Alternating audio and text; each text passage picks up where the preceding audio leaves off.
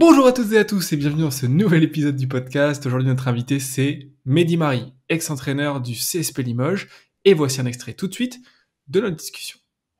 C'est arriver à parler la même langue que la personne qui est en face de soi. Finalement, ces modèles, soit Processcom comme Colors, MTBI, MBTI, etc., c'est des choses qui peuvent être intuitives pour plein de gens, mais si tu les as pas acquis ces compétences, ces connaissances-là de manière intuitive, il y a des modèles qui t'aident à les apprendre, et Processcom, ça en fait partie. Voilà. Et c'est parler la bonne langue. Voilà, en anglais, on parle anglais, en allemand, on parle allemand. C'est la même chose. C'est arriver à trouver un canal de communication qui parle bien. Un Nico Lang, qui est en Processcom, qui a beaucoup d'énergie, travaille au Man, il a besoin de repères précis. Il a besoin que ce soit factuel, chiffré, et c'est le meilleur moyen de le convaincre. Voilà. Si tu veux le convaincre, faut pas faire des grands discours, faut expliquer, concis, précis, normé, chiffré, et ça y est. Pas besoin d'aller plus loin que ça, et c'est à ça que ça sert des modèles comme cela.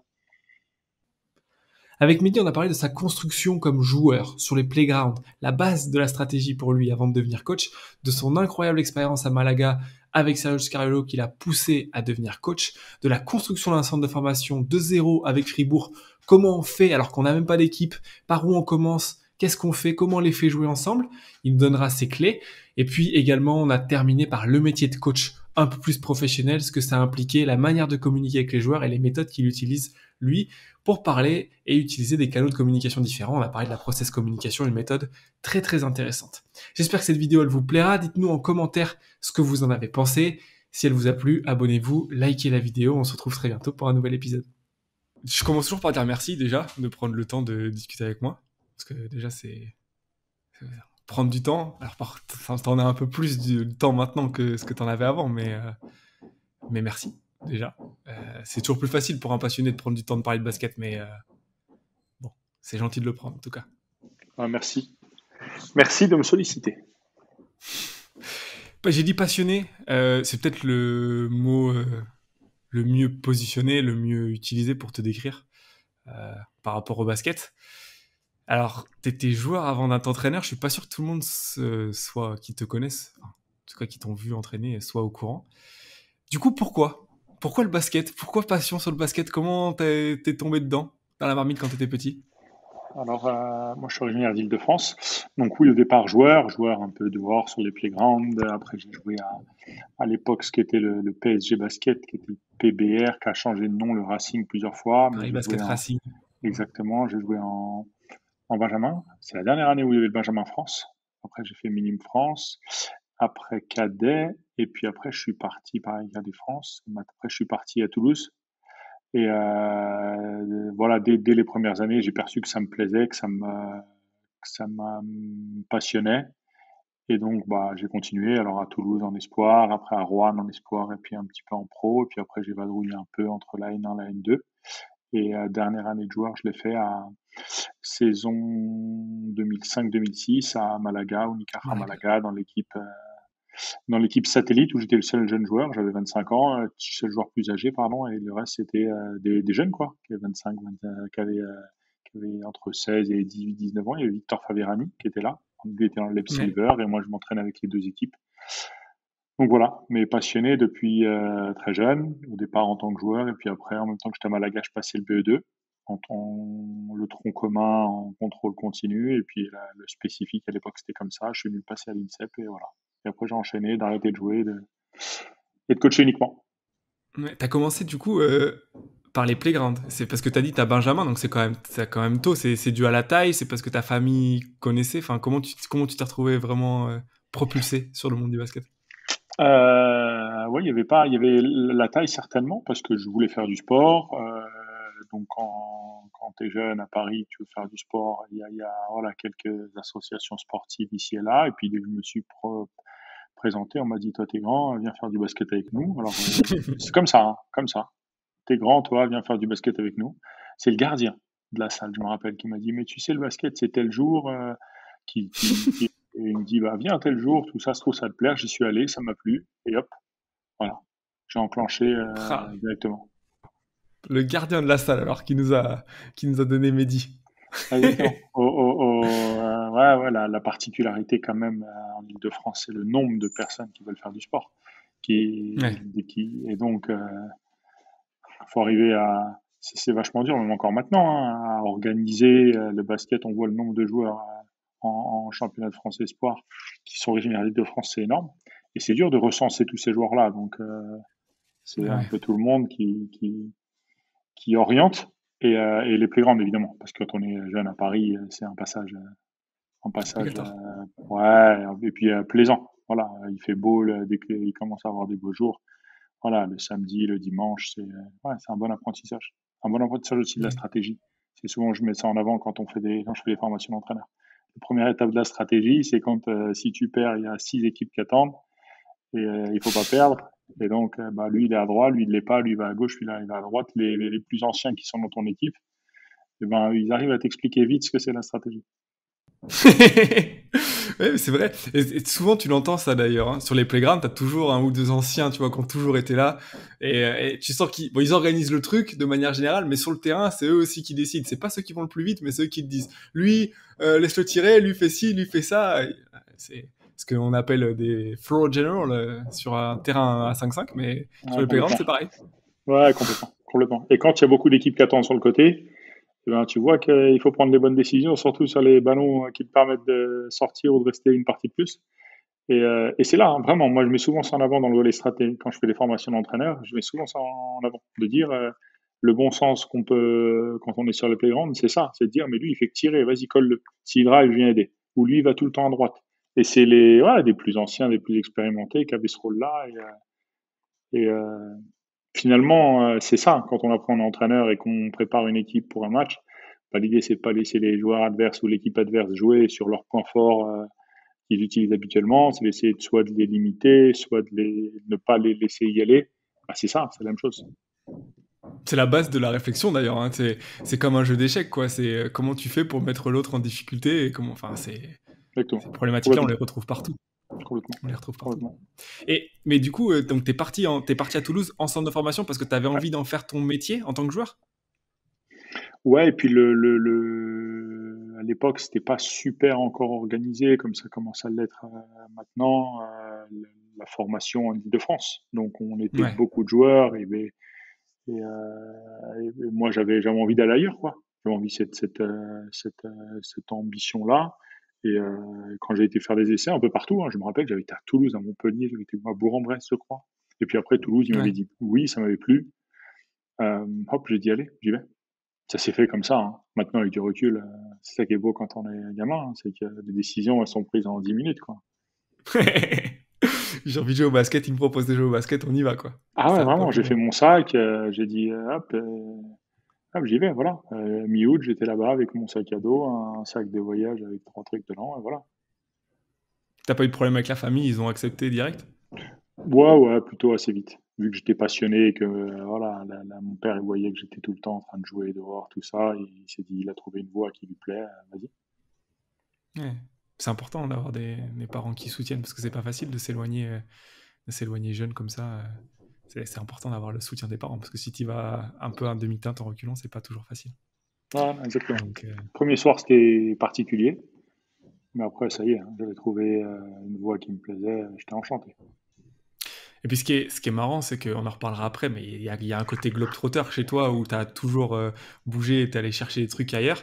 Et donc c'est une démarche que tu as eue en fait super jeune de dire j'ai envie de sortir de là où je suis, quoi, d'aller voir ailleurs. C'était conscient ou ça s'est fait petit à petit où tu as commencé à bouger, tu t'es dit mais en fait j'ai envie d'aller là, j'ai envie d'aller là, j'ai envie de faire d'autres trucs. Ah, bah, je me suis surtout rendu compte à quel point c'était à travers le sport, on pouvait découvrir plein de choses différentes. Et c'est vraiment une curiosité. Finalement, c'est ça, je Ouais, pense, le mot-clé, c'est de la curiosité. Où ouais, très vite, je me suis rendu compte que ça peut ouvrir voilà, plein de sports à travers plein de de porte. portes, d'opportunités, de découvertes. Et moi qui suis quelqu'un de curieux, ah, ça tombait bien. C'est ce qui fait qu'après, voilà, alors on va détailler petit à petit, mais moi j'ai voyagé partout. J'ai essayé de voyager partout grâce au basket pour découvrir. Et puis, Ouais. c'était rarement c'est pas des voyages pour le côté touristique, pour découvrir une ville, un pays, tout ça, mais pour vraiment ouais, être dans un endroit différent, qui perçoit le jeu différemment et être immergé dedans. Que ce soit, voilà, quand j'ai pu aller aux États-Unis, même j'allais en vacances en Amérique du Sud, j'ai joué au basket, en Afrique, au Sénégal, voilà, un peu partout en Europe, les championnats d'Europe de jeunes, la NBA avec Utah. Et quand j'étais avec Utah pour la NBA, j'allais voir les facs autour. Voilà, Weber State, Utah Utes, tout Ohio. Après, je suis parti dans l'Oregon, Portland. J'ai été voir, voilà, rencontrer Terry Stotts, comment fonctionne la NBA. Puis j'ai été à côté, il y a Wayne Tringle à Oregon State, une autre fac. Voilà, j'ai dit allez, je vais Ouais. rencontrer encore. Voilà, ça me plaît de l'enrichissement et la curiosité. Le premier voyage à l'étranger, du coup, c'était l'Espagne à Malaga ou t'étais déjà parti avant? Ouais, la première fois, vraiment, c'était Malaga. Énorme. Et comment c'est arrivé là? Parce que c'est ouf l'épisode, quand tu l'as raconté à dans d'autres endroits et tout, mais l'épisode, enfin, c'est super le fait de pouvoir être avec Sergio Scariolo, avec qui ils avaient une équipe monstrueuse à ce moment-là. Comment t'es arrivé là-dedans? Toi, Je jouais, le petit. j'étais sorti de Chaland, je jouais à Chaland en N1. Ouais, Voilà, ça s'était terminé et je cherchais un club. L'été, j'étais parti. Déjà, l'été, j'étais parti avec l'équipe nationale d'Algérie. J'ai pas ma mère est d'origine algérienne, mais j'ai pas la ouais, nationalité algérienne.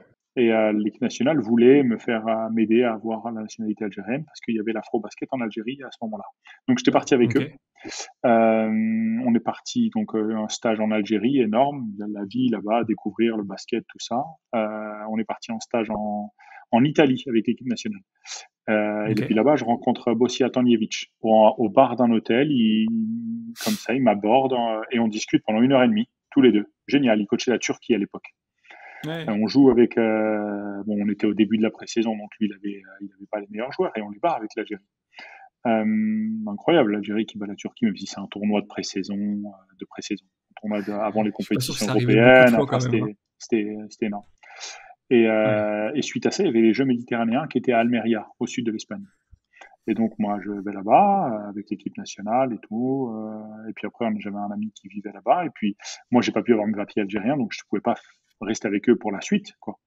ouais. Donc, je suis resté chez un ami qui habitait là-bas, à côté de Malaga. Et puis j'ai dit, tiens, ça me tenterait bien d'essayer de trouver un club ici. Pourquoi Ouais. automatiquement rentrer en France? Il y a une N1 en France, il doit bien y avoir une N1 ici. Hop, j'ai été voir au club à Unicaja Malaga, qui avait une équipe donc en EBA et en Lep Silver. Je vais les rencontrer, ils me disent OK, explique-nous un peu la situation. Il dit écoute, nous on est à la recherche pour l'équipe EBA, ça t'intéresse d'un joueur plus expérimenté, on n'a que des jeunes joueurs, tout ça. Mais ce joueur-là, il faudra qu'il s'entraîne avec la Lep Silver où il y avait Victor Faverani, etc. Je dis OK, pourquoi pas aller. Je dis quand est-ce que je peux m'entraîner avec vous pour voir un peu. Ils m'ont dit OK, demain, telle heure. Je suis arrivé le lendemain, à la fin de l'entraînement, ils m'ont dit OK. On aurait aimé te prendre avec la Leb Silver, qui équivalait à la N1.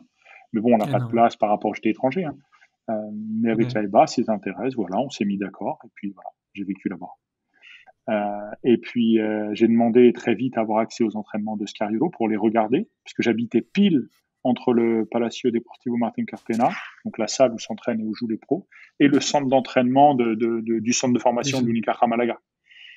Et moi, je m'entraînais au centre d'entraînement d'Unicaja Malaga. J'habitais pile au milieu, c'est à 500 mètres l'un de l'autre. Hein. Ouais. Et ça m'a mis 3 mois avant d'avoir l'accès. Il a fallu que j'insiste, redemande, tout ça, d'avoir accès à tout ça. Et puis un jour, Scariolo, il a dit OK. Et donc là, j'ai eu accès. Et puis après, quand j'ai eu accès une fois, j'avais accès tout le temps. Je pouvais y aller quand je voulais. Ouais. Et là, génial, quoi. Voir au quotidien les entraînements. J'allais à tous les matchs d'ACB, d'Euroleague. Voilà, j'habitais entre les deux, donc j'habitais à 200-300 mètres de la salle. Énorme. Ouais. Tous les entraînements. Et puis Sympa. l'équipe, c'était. Ouais, je me rappelle encore, Tu premier pouvais match échanger? Tu pouvais avec échanger avec Cariolo. Sergio Ouais. Scariolo? Ouais. Ouais, en Ouais. espagnol en plus, vu qu'après je parlais l'espagnol, donc en espagnol. Et non, c'était top. Vraiment, ouais, pour moi, c'est super structurant, parce que Scariolo, c'est vraiment un entraîneur méthodique. Donc voilà, il y a vraiment. Et ça rend j'avais 25 ans, hein, ça rend comment dire, la formation d'entraîneur plus rapide, quoi. Parce que tu comprends Ouais. vite où il veut aller, comment les entraînements, c'était pareil, méthodique, et je m'entendais bien avec les assistants, donc ils me parlaient un peu de comment ils préparent, tout ça, et puis après, j'allais à tous les matchs, quoi. Voir les matchs d'Euroleague. Euh, voilà, à l'époque, c'était en France, quand on regardait l'Euroleague, en général, les équipes françaises étaient en difficulté. Donc, alors que là, les équipes, quand elles venaient, ouais, il y avait Marcus Brown, il y avait Pepe Sanchez à la main, il y avait Marcus Brown en deux. Walter Hermann, Risa Cher en 3, il y avait Garbarosa en 4 qui était à l'époque au sommet, avec Pietrus, qui était vraiment respecté en Espagne par rapport à son impact défensif. Et il y avait Daniel Santiago Nicevic en poste 5. Et ils ont été champions cette année. C'est pas souvent que c'est pas Barça Real qui gagne, quoi.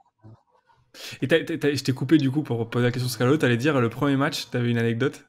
Ah ouais, premier match, je me rappelle, hein, temps mort, Malaga, ils doivent être à -2, il reste 10 secondes à jouer, temps mort, bam. Marcus Brown, il venait d'arriver, hein, il arrivait du CSKA Moscou. Donc c'était Ouais. une grosse signature.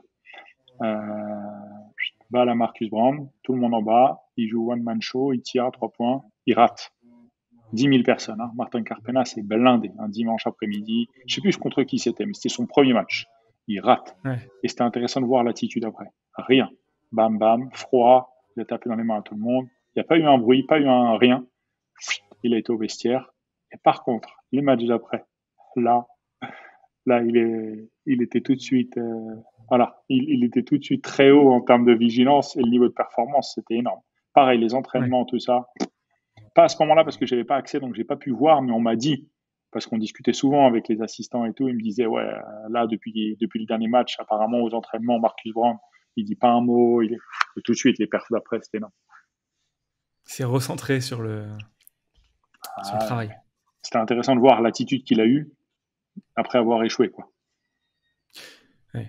Ouais, mais c'est souvent dans ces moments-là qu'on décèle, enfin, qu'on voit les joueurs qui ont un truc en plus, quoi, qui sont capables de, quand ils sont dos au mur, en difficulté, voir comment ils réagissent, c'est super intéressant.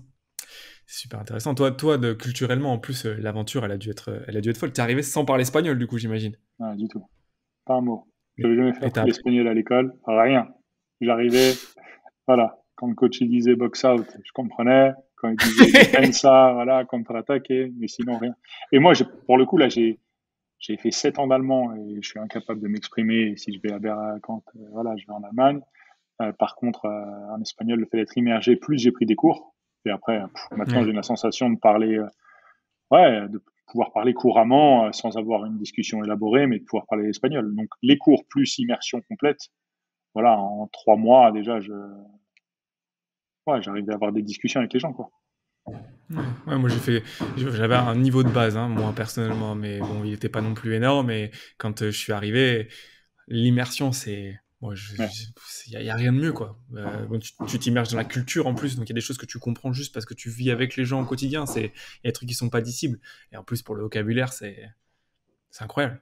C'est une super chance que tu as eu. Enfin, c'est une super aventure. Ça se joue à pas grand chose. T'aurais dit non à la sélection algérienne, tu serais peut-être jamais allé en Espagne. Ah non, exactement. Non, non, c'était top. C'était vraiment un été enrichissant et de vivre ça quand même.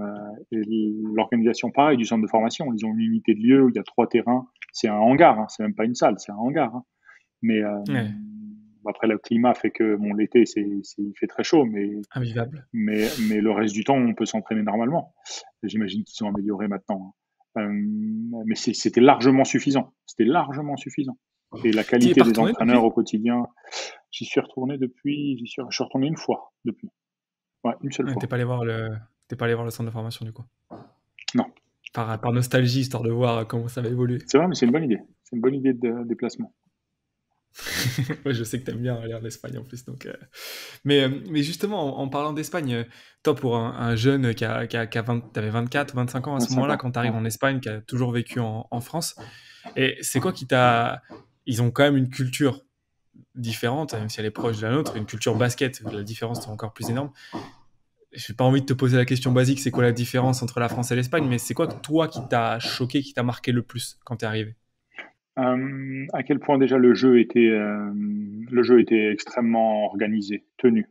C'était vraiment Ouais, vu que Scariolo y était depuis quelques années, c'était vraiment, ils avaient décliné finalement la manière d'enseigner la manière de jouer de l'équipe d'ACB de Malaga en jeune. Et donc, dès le centre de formation et nous avec l'AEBA, on avait vraiment les mêmes principes, on n'avait pas toujours les mêmes formes de jeu, quoique il y avait pas mal de formes de jeu similaires, mais c'était ouais, extrêmement organisé, les règles de jeu sans ballon, quand il y avait un drive, en fonction d'où on passait la balle, où on devait se repositionner, et même encore après ça, c'était encore organisé. Moi, j'étais bluffé. de la tenue du jeu, de la précision, la variété de défense sur les 4, les 5, en fonction des localisations. Des choses qu'on voit beaucoup plus maintenant, sauf qu'on était en 2005. Et Ouais. ah ouais, attaque, défense, à quel point c'était précis et, et tenu, ça m'a quand même bluffé. Et après, le niveau d'intensité dans le jeu. Pas le niveau des capacités athlétiques, parce qu'elles sont inférieures en général à ce qu'on peut nous avoir en France, mais à quel point ils sont vraiment engagés. Et ça m'avait bluffé. Ça m'avait bluffé. Les courses sur ils touchent le max régulièrement, on va dire. Ils vont régulièrement à Ouais. l'effort maximum, même si globalement les capacités athlétiques elles sont inférieures à ce qu'on avait en France. Mais ça m'avait quand même bluffé. Ce niveau d'intensité, tu le sentais aussi à l'entraînement? Que même à l'entraînement, ils allaient à l'effort max Ouais, ouais, tout le ouais, temps et ouais, que ouais. c'était En plus, ouais, bon là, c'était une équipe où il y avait des jeunes prospects, hein. Donc ouais. là, les gamins, ils sentaient qu'il y avait peut-être une opportunité de devenir pro. Euh, C'était déjà les meilleurs, plus il y avait cette opportunité qui sentait venir. Oui, si, c'était perceptible dès les entraînements. Et ouais, c'était une belle. On en reparle, ça me permet de le revivre. C'était une belle expérience. Ouais, et puis Malaga, c'est vraiment une. Bon, déjà, c'est une belle ville, ça aide aussi, Ouais, mais qui. Et c'est souvent le cas. J'ai eu la chance d'aller voir plusieurs salles de basket. C'est un public de connaisseurs en plus. Enfin, tu vois, c'est des gens qui connaissent le basket, quoi. Qui connaissent, qui savent ce qui se passe sur le terrain, qui comprennent. Et c'est un régal d'être dans ces environnements-là, quoi. C'est quand même plus facile de vivre que complètement. dans Moi, ce d'autres qui m'avait environnements. bluffé, c'était bon, souvent on parle des droits télé, tout ça, au-delà des montants, etc. Ça j'y connais rien. Mais les matchs, ils étaient en direct sur le TF1 ou le France 2 local, quoi. Et donc, Ouais, il y avait moi, je me rappelle le dimanche régulièrement. Hop, je me réveillais, je déjeunais. Il y avait un match à midi ou à midi et demi. Il terminait à 14h30 et hop, j'allais à Martin Carpena et à 16h, il y avait le match de Malaga. Et donc, sans ouais. problème, et le soir, à 18h ou à 19h, tu avais un match de. Et là, c'était sur les chaînes publiques hertziennes. Donc, beaucoup plus, c'était assez évident d'avoir accès à des matchs d'ACV pour tout le monde. Donc, automatiquement, ça permet aux gens de mieux connaître, de plus souvent regarder et tout ça. Ça, c'était. La médiatisation, elle est quand même autre en Espagne. Ouais, alors aussi, ce qu'il faut dire, c'est ils sont positionnés sur moins de sports d'un point de vue talent. Mhm. Tu vois, quand tu vois la télé, tu regardes, il y a du foot, il y a du futsal, il y a du basket, il y a du tennis, il y a du cyclisme. Et après, ils ramènent, tu le vois aux Jeux Olympiques, ils ramènent beaucoup moins de médailles.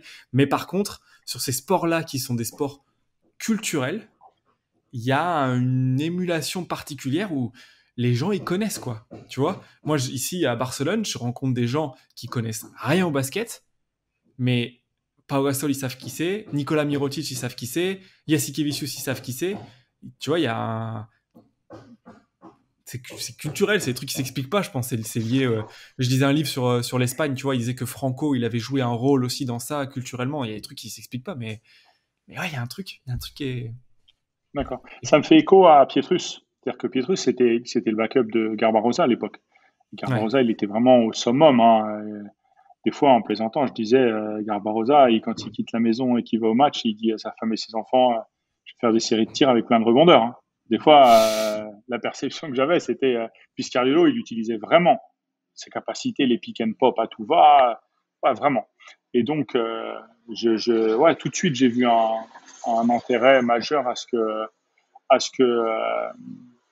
il y ait une telle médiatisation, une telle connaissance qui fait que Pietrus, il était vraiment valorisé. Et, il ouais, rentrait des fois des fins de match, il avait des possessions décisives et toute la salle comme ça, Pietrus, Pietrus, alors que il a dû tourner dans ses périodes à Malaga à quelques points, quelques rebonds, mais un impact direct sur le résultat final. ouais. Direct, il avait un impact direct. Enfin, comme après nous on le connaît en équipe de France, surtout, on a vu voilà à quel point il a pu influer fortement le résultat sans marquer beaucoup de points. Mais il était vraiment connu et reconnu sur ça à Malaga par la salle entière, hein, pour un backup de Garbarosa qui a un profil défensif. C'est qu'il y a un niveau de connaissance, comme tu disais tout à l'heure, qui est pas anodin. Juste que tu le dis, ça m'a foutu des frissons parce que je suis allé voir le match 5 contre le Bayern, qu'ils ont gagné avec ouah, une ambiance incroyable, et à Barcelone, et j'ai senti la même énergie pour Dante Exum, tu vois, qui pourtant offensivement, sur le match-là, a rien apporté, mais de manière générale, il apporte pas énormément. Mais tu vois, quand il était sur le terrain, il y a une sorte de... Tu vois, voilà, les gens sont... Putain, il est Mmh. sur le terrain, oh, voilà, ça va quoi. Il peut rien nous arriver. C'est beau. Et il y a un Ouais, truc aussi qui est fou chez eux, et tu parlais de Garbarossa, on peut y revenir 2 secondes. Les jeunes qui connaissent pas forcément, je vous invite à aller taper son nom sur YouTube, ce bon vieux Garbajosa, mais surtout, quand tu le regardes physiquement, tu dis ce mec-là, c'est pas un joueur de basket, quoi. ouais, C'est pas un joueur de basket. Et il a dominé l'Europe pendant quelques années, quoi. Ils ont ouais, cette capacité à produire des mecs comme ça. exactement. Et lui m'avait souvent, je te cite un exemple sur l'idée du tir en deux temps, c'est-à-dire qu'il avait cette capacité à s'arrêter avec le pied droit derrière et repositionner le pied droit pour tirer. Tout le temps. Tous Ouais. ses tirs à Garbarosa, c'est jamais un arrêt simultané, c'est tout le temps j'arrête, je repositionne. Et il le fait très Ouais. vite, mais ça permet de réduire le déséquilibre. Et c'était impressionnant parce que je me rappelle une fois, il avait été blessé et il revenait, il était en rééduc. Moi, j'étais dans la salle, je regardais ça a dû lui avoir lieu après ou avant l'entraînement, je sais plus. Et il sortait de la salle de muscu, il arrivait en courant, il faisait des séries de tirs avec 2 rebondeurs et à chaque spot. Et tout ça, donc s'il en prenait 5 par spot, il prenait 25 tirs. Et les 25, il s'arrête, il repositionne, le pied tireur. Et, euh, et c'était bluffant. Et je pense une des raisons pour lesquelles il a performé comme ça, c'est il sait qui il est, il sait à quel point il a un domaine de compétences où il est exceptionnel, c'est l'adresse à 3 points. Et il en use et il en abuse, mais il sait sélectionner et la technique appropriée, quoi. Donc, et puis à cette époque-là, lui et Marcus Brown, c'était vraiment les deux gros joueurs. Puis s'ouvrir des tirs aussi. Tu as parlé de la sélection qui est super importante. Ça fait la différence entre un très grand joueur et un grand joueur pour moi. Mais en plus, parfois, tu vois, il faut un pick and pop, le mec qui se jette sur lui, juste avec une petite feinte, il arrivait à se créer un peu d'espace, à trouver son tir. Et tu as parlé de l'équilibre. C'est fondamental dans le tir, réussir à bien être équilibré et tout. C'est des petites choses, quoi. On dit souvent le niveau, c'est les détails, mais c'est vrai. Non, complètement, complètement. Quand on voit à quel point la NBA d'aujourd'hui, l'adresse à 3 points, c'est un truc fondamental, même si c'était pas un athlète hors norme, ça se trouve, de nos jours, il aurait pu avoir une opportunité là-bas. Parce que sélection de tir, et voilà, tu te jettes sur lui, il est capable de faire un peu cover move, quoi, feinter, tu laisses passer le joueur qui s'est jeté, tu te décales d'un côté ou de l'autre pour tirer, les step back, etc. Non, Il a fait une année, il me semble. Il était à mm, Toronto. ouais, c'est vrai, c'est vrai. Mais c'était l'équipe, tu sais, très européenne et pas adaptée pour lui parce qu'il aurait eu besoin, je pense, pour performer, d'avoir une équipe athlétique, tu vois, dans lequel qui puisse compenser ses faiblesses défensivement autour. Et Mm, bon, bon après, c'est, ouais. on refera pas l'histoire. Mais du coup, à 25 ans, t'es en Espagne, tu t'es imprimé de la culture comme ça, et ça venait d'avant le fait d'être entraîneur ou le fait de pouvoir partager avec Scariola, tu t'es dit, ouais, mais. Parce que c'est tôt quand même pour arrêter de jouer et de dire, je veux être vraiment entraîneur à 100%. Avant ça, j'entraînais déjà quand j'étais à Chaland, en N1. J'avais demandé à T'entraînes depuis entraîner 15, non? exactement des U15 élites. Et ça me plaisait, hein. Et déjà, je voyais que j'accrochais vraiment. J'avais passé mes diplômes d'entraîneur. L'année d'avant, j'étais à Gris, maintenant qui est l'ASA, je crois, Gris Souffle. Et pareil, j'entraînais des U15 élites. Et là, déjà, ces 2 années-là, je sentais que ça me plaisait de plus en plus. Passer mes diplômes d'entraîneur, plutôt avec réussite. Et en général, les retours que j'avais, ils étaient plutôt positifs de la part des gens qui me faisaient passer les examens, les formations, tout ça. Et ça me plaisait de plus en plus. Et l'année à Malaga, j'ai dit, ah non, c'est ce que je veux faire. J'ai eu aucun doute. J'ai dit, c'est ce que je veux faire. Qu'est-ce qui t'a décidé? C'est le fait de voir la passion des autres, le fait de voir comment Scariola travaillait, Hmm. qu'est-ce qui t'a motivé? Je pense les 2 années d'avoir été entraîneur avant, une partie. La réussite, c'est-à-dire sentir que j'étais à l'aise, doué, performant dans ça. Euh, et Scariolo, où j'ai dit, OK, j'ai eu la sensation, en un an, à voir les entraînements et avec sa méthode de travail, de dire, OK, je pense avoir perçu ouais, les grandes lignes et ça m'a passionné. Après, c'est vraiment le côté une passion, on a poussé une autre. La passion d'être joueur, elle a été poussée par entraîner. Et après, c'est quand même, maintenant avec du recul, je me rends compte, c'est quand même une opportunité énorme de voir quelqu'un comme Scariolo tous les jours à l'entraînement, tous les matchs, à domicile évidemment en étant très bien placé parce qu'on avait des places top en plus.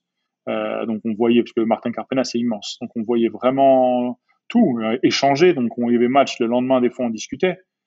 J'ai dit tout de suite, c'est ce que je veux faire. Vous avez gardé contact parce que je sais que tu étais dans un de tes voyages, tu es allé en Italie voir jouer la Virtus. Vous êtes resté en contact du coup un petit peu ou pas Non, du tout? non, non, non. Finalement, non. Non. Après, ouais, j'avais 25 ans, 26 ans à la fin. Je peux pas dire pourquoi, mais on n'a pas, non. J'ai pas gardé contact. Si d'ailleurs j'aurais dû, mais à ce moment-là, je mesurais pas que c'était réaliste, possible de garder contact avec quelqu'un, voilà, comme lui, tout ça. Et donc non. Ouais, je comprends. Mais tu vois, ce que tu dis, c'est super intéressant. J'écoutais Jessica Vicious sur le podcast qu'il a fait avec Benas, où il parlait de ça. Et il parlait du fait que, en fait, il s'est jamais, il a toujours eu passion pour le basket, il était dans ses trucs. Et en fait, c'est à 32, 33, où il a vraiment, il regardait, il était avec Obradovic et il commençait à se dire, OK, pourquoi il fait ça? Et c'est là vraiment où il avait eu le déclic il avait commencé à réfléchir pourquoi on faisait les choses, mais vraiment d'un point de vue équipe. Tu vois, pas, lui, il disait, j'étais toujours comme ça.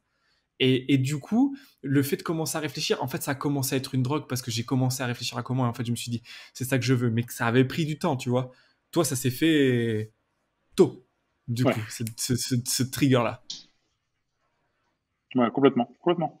D'ailleurs, je me souviens pas avoir eu un moment de réflexion et de me dire bon alors, qu'est-ce que je fais? Je fais plutôt ça ou plutôt ça?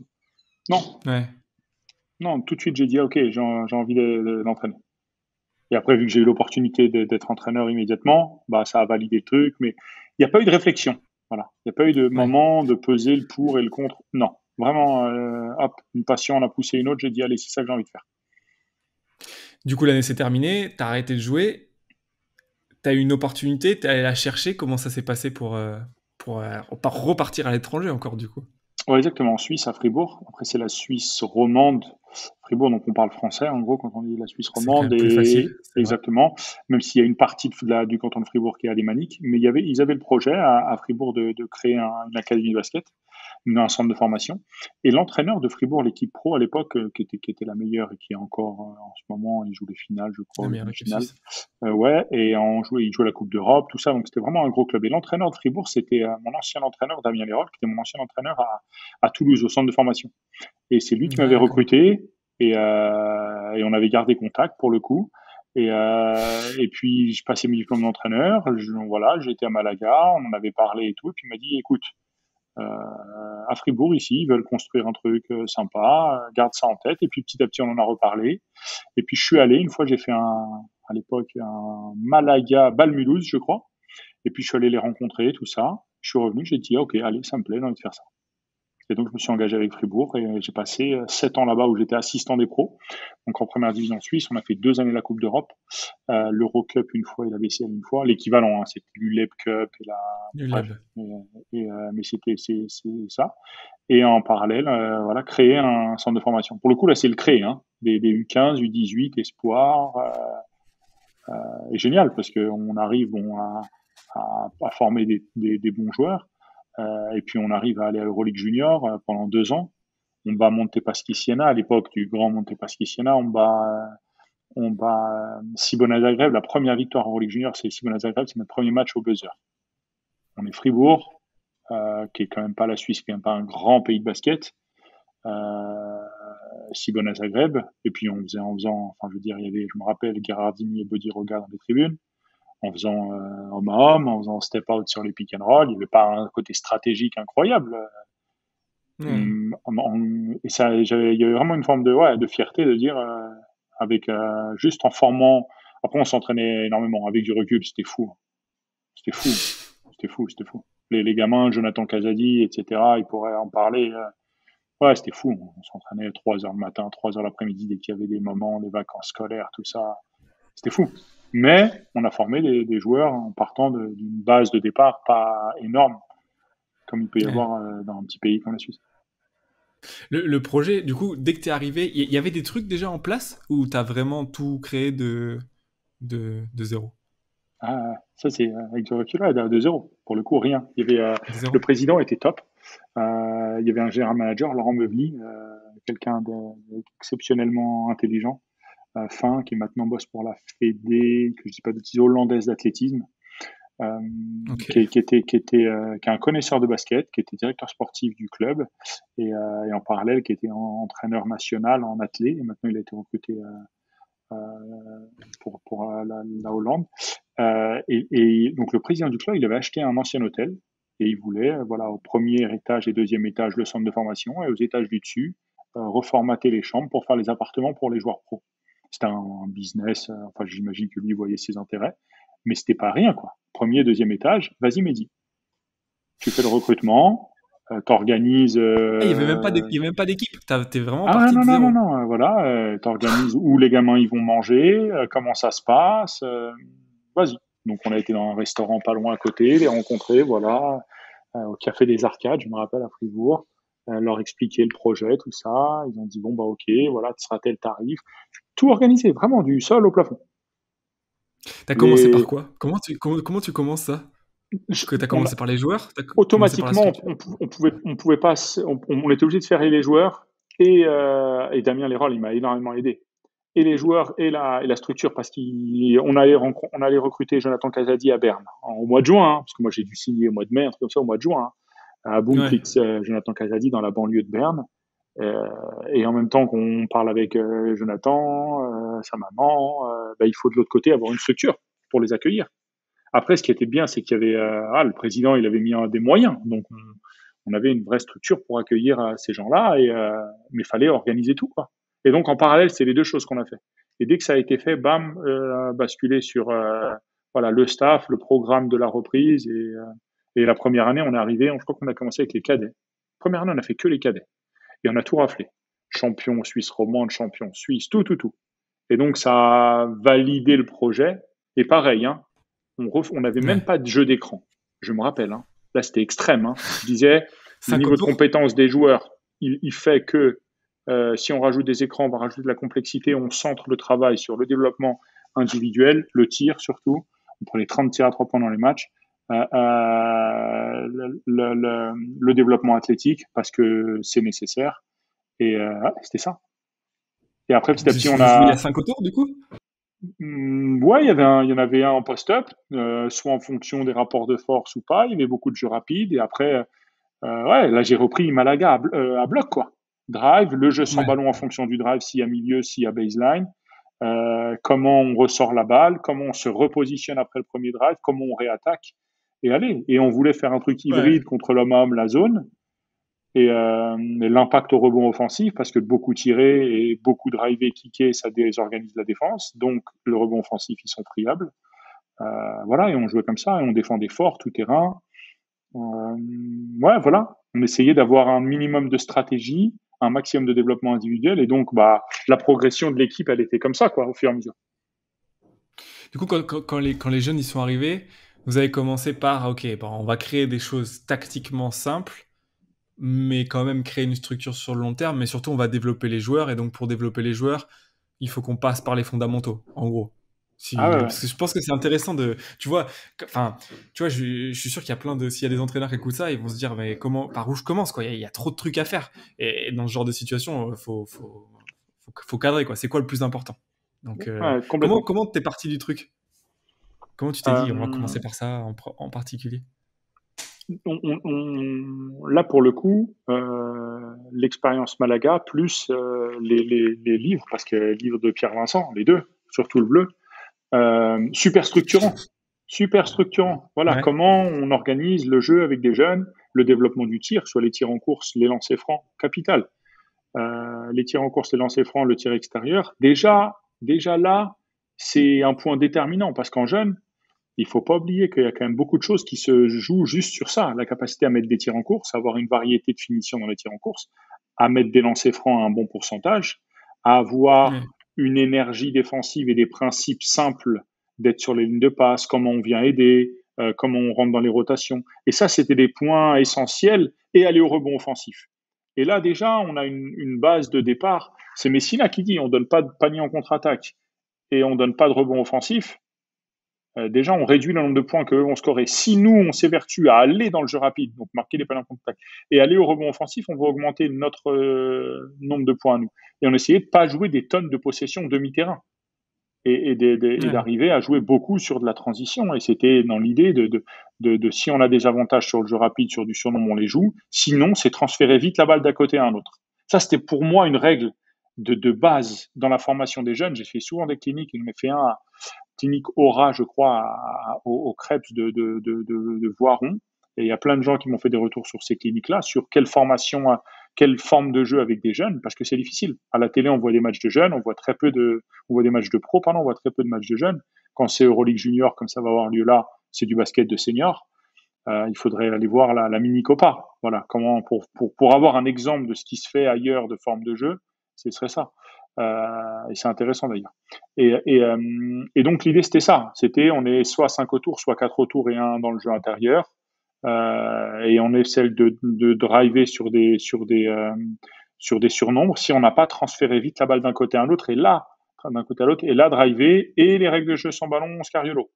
On drive, comment on ressort la balle, où on se repositionne après le drive et quelles actions on enchaîne ensuite.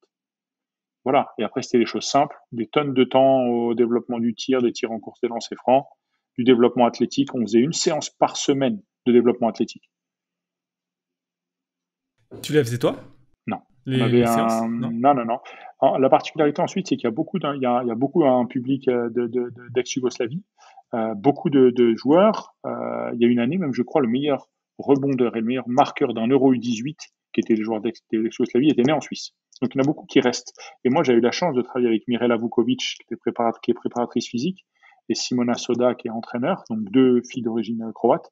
Et Mirela, elle s'était vraiment développée, c'était une joueuse, une très forte joueuse. Elle s'était développée pour la Suisse, elle faisait partie vraiment des joueuses dominantes. Elle s'était développée, on avait passé tous ses diplômes dans le professorat de sport et en préparation physique. Et c'est elle qui gérait. Et c'était top. Après, la quantité d'entraînement, c'était énorme. Hein. Avec du recul, ouais, c'était énorme. Vu qu'on faisait beaucoup de tirs, on blessait peu, parce qu'il y a quand même beaucoup de tirs, donc c'était moins sollicitant, mais c'était énorme. Ouais, écoute, c'est souvent, tu vois, les entraîneurs, quand ils parlent de quand ils étaient jeunes, ils disent souvent ça. Moi, au début, je matraquais les gens, et puis petit à petit, j'ai commencé à comprendre que si je les entraînais trop, ils allaient se blesser, qu'il fallait faire de la prévention, mais c'est la fougue et la jeunesse d'un jeune entraîneur, il paraît. Ouais. Et puis, avec du recul, je pense que c'était bien. C'était vraiment approprié. Je pense, hein, c'était vraiment approprié. Et tout le Ouais. monde accrochait bien parce que le championnat en Suisse, on va dire, dans le basket jeune, dans le basket pro, Fribourg, c'était une référence, mais en basket jeune, ça n'en était pas du tout une. Et comme il y avait la possibilité d'en devenir une, il y avait un élan important. Voilà. Ouais. Et est-ce que, donc du coup, t'es resté 7 ans, donc 7 ans, t'as le temps quand même de construire des trucs. Est-ce que la méthode, elle a évolué? Est-ce qu'il y a des trucs qui ont évolué au fur et à mesure des 7 ans? Ou le fait qu'il y avait moins de culture basket, les jeunes que tu prenais, ils avaient tous à peu près le même niveau, et donc c'était un recommencement du travail de technique, tir en course, lancer franc. Ça, c'était là au début, où on avait vraiment voilà, des U17, je crois, ou des U18, des cadets, on va dire. Et puis après, on a grandi. On a rajouté des U15 Ouais. avec un entraîneur, avec des contenus qui étaient vraiment, pour le coup, tenus, comme moi je définissais, des planifications hebdomadaires. C'était vraiment très tenu. Et après, on a rajouté une équipe espoir et on joue en deuxième division avec l'équipe espoir. Donc après, le centre de Ok. formation, c'était vraiment ces trois équipes-là. Comme aujourd'hui, pas tous les centres de formation, mais beaucoup en France ont U15, U18 et La espoir. majorité, ouais. Voilà. Et après, on est arrivé à ça. Voilà. On est arrivé à ça. Donc, les passerelles pour aller d'une équipe à l'autre, les critères, ils augmentaient petit à petit. Et là, ouais, c'était vraiment c'est une belle expérience, une vraie satisfaction parce que pour le coup, j'ai commencé avec, démarrer la structure. Et à la fin, quand je suis parti, c'était vraiment, on avait toute la continuité et on alimentait vraiment l'équipe pro. Hein. Je me rappelle des matchs. Il y a une année où les deux meneurs de jeu, donc Stéphane Petkovic et Jonathan Casadi, les deux meneurs de jeu de l'équipe pro, c'était deux gamins qu'on avait formés au centre de formation. C'est top Voilà. ça. Alors après, Fribourg, à cette époque-là, c'était la Pro B, peut-être du bas de tableau de Pro A, entre la Pro B et le bas de tableau de Pro A. Mais on jouait l'Eurocup quand même. Donc il y avait quoi, une année on l'a fait, une année de la BCL. Donc c'était un bon niveau et on arrivait à avoir ça.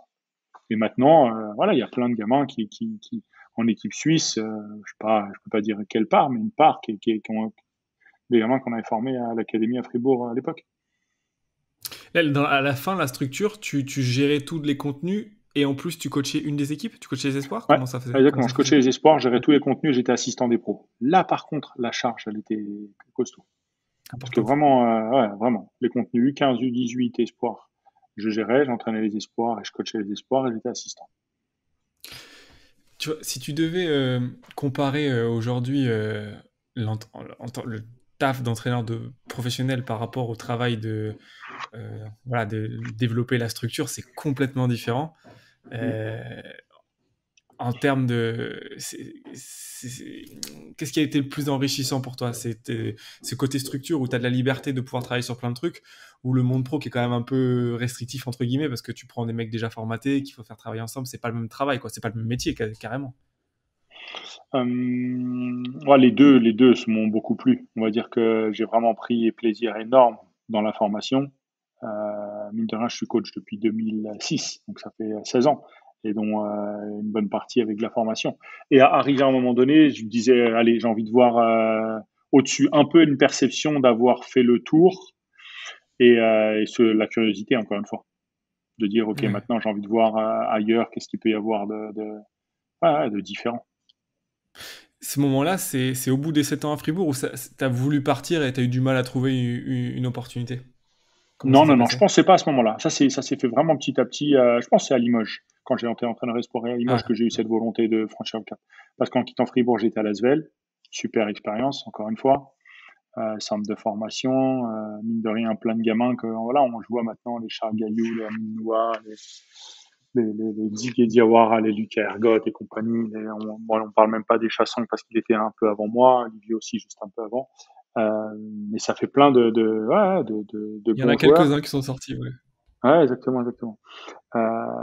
Gombo, qui a été à Nancy. Enfin bref. Mais Gombo, il avait été formé à l'INSEP avant, nous on l'a récupéré après. Donc ouais, non, là pareil. Finalement, j'ai eu la perception que ça validait un petit peu le travail que j'avais fait. Déjà, le recrutement à l'Asvel, il était basé sur, on venait jouer, vu que Fribourg, c'est pas très loin de Lyon, de temps en temps, les cadets, on se jouait l'un l'autre. Et c'est à ce moment-là qu'il y a eu la connexion avec Pierre Vincent, et c'est à ce moment-là qu'il y a, moi, ça m'intéressait, il cherchait un entraîneur, et donc je suis venu à Villeurbanne. La structuration, parce qu'en final, le travail que tu as eu à faire à Lasvel, c'est un peu le même que celui que tu as eu à faire à Fribourg, juste avec un environnement qui était différent. T'es reparti de zéro, t'as travaillé avec le coach pour savoir. La dynamique pour toi, elle était similaire ou différente? Déjà, la première chose, c'est que j'étais pas prêt à, quand tu redémarres de zéro, t'as pas de vécu commun. Nous, les gamins qu'on avait à l'académie à Ouais. Fribourg, quand ils arrivaient dans l'équipe que moi j'entraînais, ils étaient formatés un peu à la manière dont on enseignait, etc. Et là, non, tu redémarres à zéro. Donc des choses qui sont acquises pour moi, non. Et c'est là où on voit, et on en parlera après, un coach pro dans une équipe pro, plus il garde les joueurs, une base de Longtemps. joueurs longtemps, mieux c'est, parce que tu redémarres pas de zéro. Et donc Ouais. après à l'Asvel, les choses elles étaient déjà nettement plus organisées, structurées. Moi, j'avais surtout à m'occuper du sportif. Même le recrutement, il y avait déjà des choses qui étaient mises en place, tout ça. Euh, Là, c'était plus, voilà, les accompagner à franchir la dernière étape, qui est pas simple, parce que parce que parce que arriver, être un bon jeune joueur. En même temps, j'ai été les dernières années entraîneur assistant à l'équipe de France U18, U19, et être un bon jeune joueur à l'ASVEL en centre de formation, en espoir ou en équipe de France U18, U19, et jouer en Pro A, c'est autre chose. Et donc, il fallait arriver à les accompagner à quel peut être leur ticket d'entrée. Et ça, C'est c'est difficile vraiment pas ça. simple. Ah oui, oui, oui, c'est pas simple. C'est pas simple. C'est pas simple. Et c'est Parce que c'est des mecs qui ont toujours dominé, tu vois, quand t'arrives là, t'as dominé tous les niveaux, souvent t'arrives là et on t'explique que oui, mais tu sais, t'arriveras pas comme ça en professionnel, il faut travailler tel truc, et il y en a qui sont pas forcément à l'écoute non plus de ça. ah ouais, et puis ils ont dominé, performé, sauf que dominer, je veux dire, il y a quoi? Il y a 4-5 joueurs par année d'âge en Pro A. Il y en Ouais, a 4-5 par année d'âge en Pro A. Les joueurs qui sont en centre de formation, déjà dans un centre de formation comme l'Asvel, peuvent avoir la perception, euh, peu importe l'Asvel, Limoges, peu importe Cholet, Le Mans, d'être pas loin d'eux. Alors ceux qui sont en équipe de France, encore plus, mais en vérité, il n'y en a que 4-5. ouais, c'est vrai. Donc, et c'est pas nécessairement les plus dominants, parce que les plus dominants, s'ils le sont dans le scoring, c'est autre chose de scorer en jeune face à. C'est toujours le même repère des rookies qui viennent en Europe. C'est-à-dire que scorer quand tu es un joueur extérieur en jeune face à des big men qui sont pas encore expérimentés, qui manquent qui manquent de capacité à se déplacer assez vite, qui manquent de gainage. C'est pas la même que comme un joueur NCAA, c'est la même chose. Qui arrive en Europe où tu as le même big man, mais sauf qu'il a 5-7 ans de plus, il est plus fort, il est plus mobile, il est plus expérimenté et c'est fini d'aller au contact marqué par-dessus aussi aisément que ça l'était en jeune, quoi. Ouais. Et Amine, c'était le bon exemple. Amine, on a eu très vite un meeting, lui et moi, et ça se passait, on a eu une super, pour moi, Amine, c'est fait partie des meilleures collaborations que j'ai pu avoir en tant qu'entraîneur de jeunes, où j'ai dit, Amine, écoute, 50% du temps, il faut le passer en défense, 50%. Donc, il faut que dans ce secteur-là, ton impact, il soit, tu peux pas faire quelque chose de moyen. C'est la moitié du temps où tu vas jouer au basket. La moitié. Donc, il me Ouais. regardait en disant, ah ouais, c'est vrai. Je dis, oui, oui.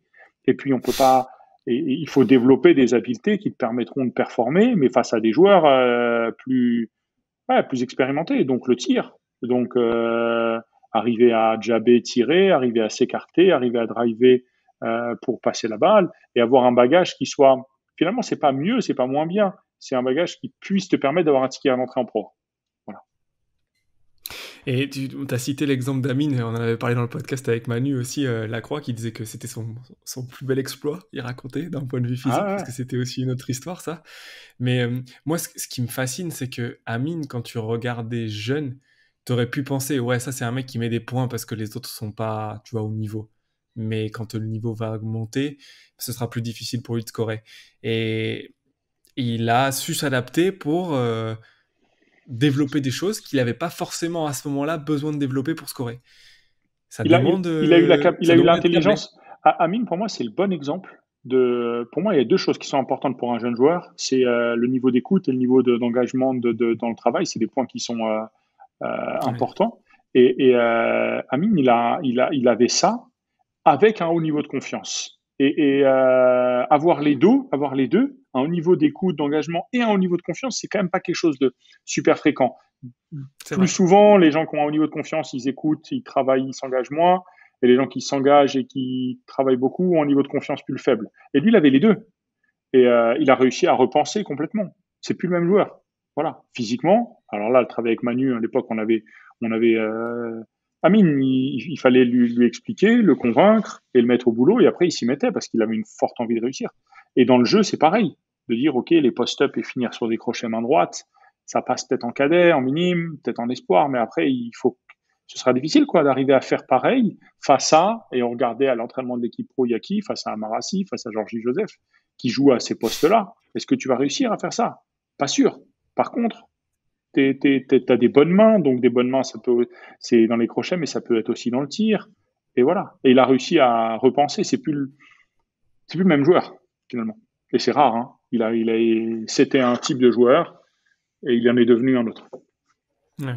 Tu dis que c'est ta collaboration la plus aboutie de toutes celles que tu as eues? Ouais, ouais, quand même. Ouais, je dirais, ouais. Ouais, ouais. Ouais, parce qu'il fallait transformer le truc, quoi. Premier match des cadets, Amine, je m'en rappelle, hein. Il arrivait d'équipe de France, pas longtemps, hop, match cadet. Oh, zéro défense. Zéro défense. J'étais dans les tribunes, je regardais zéro. Le lundi, on fait meeting et je dis, Amine, on va pouvoir collaborer comme ça. C'est pas possible. C'est pas ça. Ça, c'est, c'est une illusion de basket de haut niveau, de marquer 20 points, mais d'être mis en difficulté tout le temps. Et il jouait 5 beaucoup. Et en plus, sur le poste 5, bah, tu es encore plus exposé parce que tu es exposé au rebond, T'es exposé quand il y a un drive d'aller dans les aides, t'es exposé par ton propre joueur quand il a le ballon et qu'il attaque. Et Amine, il pas eu d'ego, un haut niveau de confiance, mais il n'a pas eu d'ego mal placé, de dire c'est qui lui, il arrive, c'est un nouveau, il va vouloir en modifier. Ok, ok, ok. Ouais. Et il a modifié sa manière de travailler. Ouais. Ouais, il y en a. Tu citais les joueurs, tu citais les joueurs qui sont arrivés parce que c'est quand tu regardes, on en parlait avec L'Oréal la dernière fois, des joueurs qui sont des centres de formation qui réussissent à produire des joueurs, plusieurs joueurs sur la même catégorie d'année d'âge, ça se compte sur les doigts d'une main, quoi. Il y en a vraiment pas beaucoup parce que tu disais il y a pas beaucoup de place et ça demande, ouais, ça demande un certain niveau de. La structure fait pas tout parce que il y a la capacité d'écoute du joueur et tout, mais quand tu as des niveaux, des infrastructures et puis des qualités techniques, pour les encadrer, ça aide quand même de monter d'un cran pour ces joueurs-là, quoi. Tu vois, ailleurs, peut-être qu'il n'aurait pas fait. Bon, après, avec Stacy, tu remets Paris en bouteille, mais bon. Après, après ça, du coup, c'est là où tu disais, après, t'es allé à Limoges pour coacher les espoirs, et c'est là où où t'es arrivé un peu, où tu t'es dit, c'est la formation, j'ai envie de voir un peu ce que c'est au-dessus, c'est ça? Exactement. Moi, quand je suis venu à Limoges, j'étais Doulé Vujosevic, le coach, j'étais pro. C'est vraiment la raison qui m'a motivé fortement de voir Doulé Vujosevic à l'entraînement tous les jours. C'était top de voir. Sacré coach. Ouais, ouais, ouais, ouais. Et après, il était pas en super santé hein, à ce moment-là. Hein. Mais Ouais. ouais, à quel point il dérogeait pas de sa manière de concevoir le jeu. Il y avait Prepelic dans l'équipe à l'époque. Pas simple, hein, toujours Prepelic, hein, mais du talent, Au une niveau du passion. comportement, tu veux dire? Ouais, une forte envie de réussir. Prepelic, il veut réussir. Une forte envie de réussir tout le temps, tout le temps. Donc, ouais, ça fait que c'est des fois volcanique. Mais voilà, Ouais. sa conception du jeu, à quel point il y tenait. Une petite anecdote sur Prepelic, c'est il connaissait la Pro A. Il venait d'arriver. Hein. Il arrivait de Banvit, je crois, en Turquie. Et c'est un joueur slovène. Au bout de, je sais pas moi, 2 mois, une fois, on discute. Il connaissait la Pro A par cœur, tous les joueurs. Un tel, un tel, un tel. La passion de Prepelic pour le basket, fou. L'intérêt, la passion, le temps qu'il y passe, bluffant. Je me suis dit, mais je suis pas sûr que même il y ait beaucoup de joueurs français qui connaissent autant que lui. Oui, un tel, il a fait ça, tel. Il connaissait vraiment, ouais, il connaissait vraiment son championnat, les joueurs, les équipes, bluffant. Les Donc pour historiques revenir, aussi? non, plutôt cette saison. Cette saison, ouais. Il Mais avait pour, étudié la compète dans laquelle il était, il l'avait étudié, quoi. Ah ouais, il s'y intéressait. Chaque journée, il Ouais. regardait les matchs et tout. Pas du tout, en gros, le joueur étranger qui arrive pour faire un an et partir et trouver un meilleur contrat ailleurs. Non, non, non, vraiment pas. Vraiment plus un Ouais, je vois. joueur qui est là et qui s'intéresse vraiment. Hein. Une passion forte. D'ailleurs, au fur et à mesure de l'année, j'ai perçu à quel point ouais, ouais, passionné par le basket, passionné par sa discipline. Doulé, donc c'était intéressant de voir ça. Et pareil, Doulé, il restait à l'entraînement des espoirs. Quand j'entraînais les espoirs, il restait une demi-heure à la table de marque, sans téléphone, sans rien. Il regardait l'entraînement, on discutait. Ouais, top. Il venait au match, au Trophée du Futur, il était là, tous les matchs. Euh, Passionné. ah ouais, ouais, bluffant. Le jeu, vraiment le jeu, rien d'autre. Hein. Doulé, ce qui l'intéressait, c'était vraiment voilà l'organisation du jeu. Non, c'était vraiment ouais, top de voir ça. Et c'est à ce moment-là où j'ai dit, allez, j'ai la sensation d'avoir fait le tour. Je fais 2 ans à Limoges et allez, maintenant je veux entraîner des pros. Et c'est vrai que je suis allé à Neuchâtel. C'est la première expérience, première équipe pro que j'ai eu l'opportunité. Et j'ai dit, allez, on fonce. En Suisse, en plus, ça a joué la relation, du coup, le fait que tu avais passé 7 ans en Suisse, j'imagine? Ou pas forcément? Ouais, ouais, j'imagine. Ça fait partie des arguments. Faut toujours trouver des arguments pour convaincre d'être pris. Et moi, je connaissais. Voilà. En gros, j'y ai passé du temps. Je connais le championnat, certains joueurs, tout ça. Voilà. Et super. Super expérience. On finit troisième derrière Fribourg-Genève, qui était clairement les équipes au-dessus. Ouais. Ouais, voilà. Belle opportunité. Pour ensuite retourner à Limoges, du coup. Exactement. Ensuite, retourne à Limoges. Quelques mois comme assistant d'Alfred Joubert, entraîneur espagnol. Et puis après quasiment, ouais, je crois, notre élimination en Coupe d'Europe, et ben, il est démis de ses fonctions au mois de décembre. Et puis, Il me demande de reprendre juste après, et donc j'ai repris. Et là, enchaînement incroyable. On va jouer à Dijon, on joue aux Partisans, donc Trinqueri coachait, à Cholet, on reçoit Strasbourg, on joue à Rouen. Et ça en 15 jours, voilà, à peu près. Hein. 5 matchs en 15 jours. Des matchs On sympas en plus. reçoit pas Cholet, on reçoit Strasbourg. Ouais. Enfin voilà. Et du coup, donc, t'étais revenu pour avoir ce haut niveau, puis t'as été lancé un peu euh, dans le club le plus historique de, de, de Pro A, avec bon, ouais, un- une des salles, enfin, on parlait de passion tout à l'heure, une salle exigeante et passionnée aussi. C'est un beau défi en tant qu'entraîneur, Et non. j'imagine. Après, moi, je connaissais bien le fait d'avoir été 2 ans entraîneur espoir et T'étais d'être resté, ouais. là. Le fait, quand j'ai repris au mois de décembre, il y avait déjà en plus les quelques mois de cette saison-là. Ouais, j'avais l'impression de vraiment bien connaître et savoir à quel point, comme tu as dit, le public, il est passionné, il est exigeant. Et donc, le niveau de tension, il va tout de suite très haut. Donc ça, c'était... Dans le positif comme dans le négatif, j'imagine. Ah oui, oui, les attentes, elles sont hautes tout le temps. Les attentes, elles sont hautes tout le temps et évidemment, ouais, dès qu'on performe, ça va très très haut. Dès qu'on performe moins, et ben tout de suite, ouais, on perçoit ouais, une forme d'insatisfaction. Euh, ouais, ça m'a fait penser j'avais regardé une fois la série Sunderland sur un club anglais de football. Et ben c'est proche quoi. C'est dire voilà le moral des gens, le moral il est impacté par le résultat qu'il peut y avoir le week-end quoi. Et on sent à quel point les gens le CSP pour les Limougeaux c'est un truc indéniable. En voiture une voiture sur deux elle a un écusson du CSP dans la voiture, la passion dans la salle voilà c'est exigeant passionné. C'est c'est dû à quoi? Tu saurais dire pourquoi dans cette ville-là, il y a ce truc-là, en plus que les autres?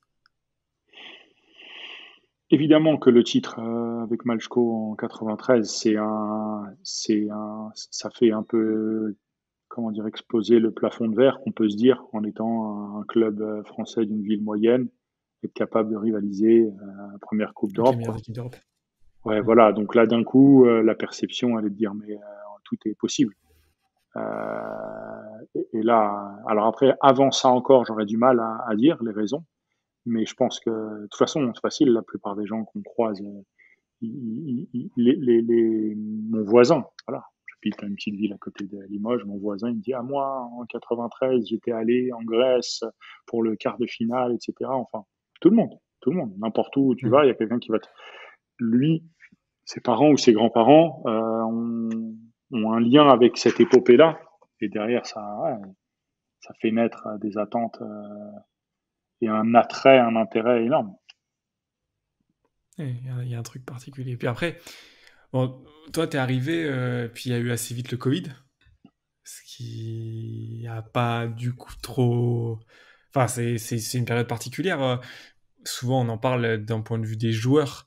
Tu vois, dans les témoignages qui disent ça a été compliqué parce qu'on s'entraînait pas, parce que voilà, il faut reconstruire. On n'a pas trop la perception en tant qu'entraîneur. Toi, tu as dû. Enfin, comment tu l'as vécu, toi, cette période d'incertitude et de pas trop savoir ce qui va se passer? La saison 19-20, c'est ce qui s'est terminé mi-mars à peu près. Ouais, Pour moi, c'était une forme de frustration parce qu'on était top. On était bien lancé finalement. ouais, Qu'est-ce que ça aurait donné à la fin? C'était difficile de le dire parce on avait trouvé une bonne alchimie d'équipe. On avait un bon 5 et les rotations, on avait des jeunes joueurs comme Beurs Kruzol. On fait jouer à Toumane Diané, qui est un jeune joueur sénégalais qui a fait sa formation en Espagne au Barça. Et avec eux trois, on mettait à l'époque Vicent Ford et Brian Conklin, qui sont eux des attaquants. Eux ont besoin d'avoir beaucoup de ballons. Et ça faisait une ouais, second unit bien, comment dire, bien organisée parce que trois jeunes joueurs, on va dire, défensifs, organisés, peu gourmands en attaque, et eux deux qui avaient besoin de beaucoup de ballons et qui avaient des capacités à scorer. Et ça nous faisait une second unit assez forte. Et le 5 de départ était plutôt bon, même si ce match, Christian était parti. On avait, euh, on avait récupéré de Marcus Nelson, on avait Nico qui commençait a explosé. On avait Marcus Guignard qui était bien à ce moment-là, Invernizzi et Boutsielé dans la raquette. Donc on avait cette saison de 19-20, j'aurais aimé voir comment on l'aurait fini si on avait pu aller jusqu'à un peu plus loin, quoi. Parce que quand j'ai repris, je sais plus où on était 13, 14e, quelque chose comme ça.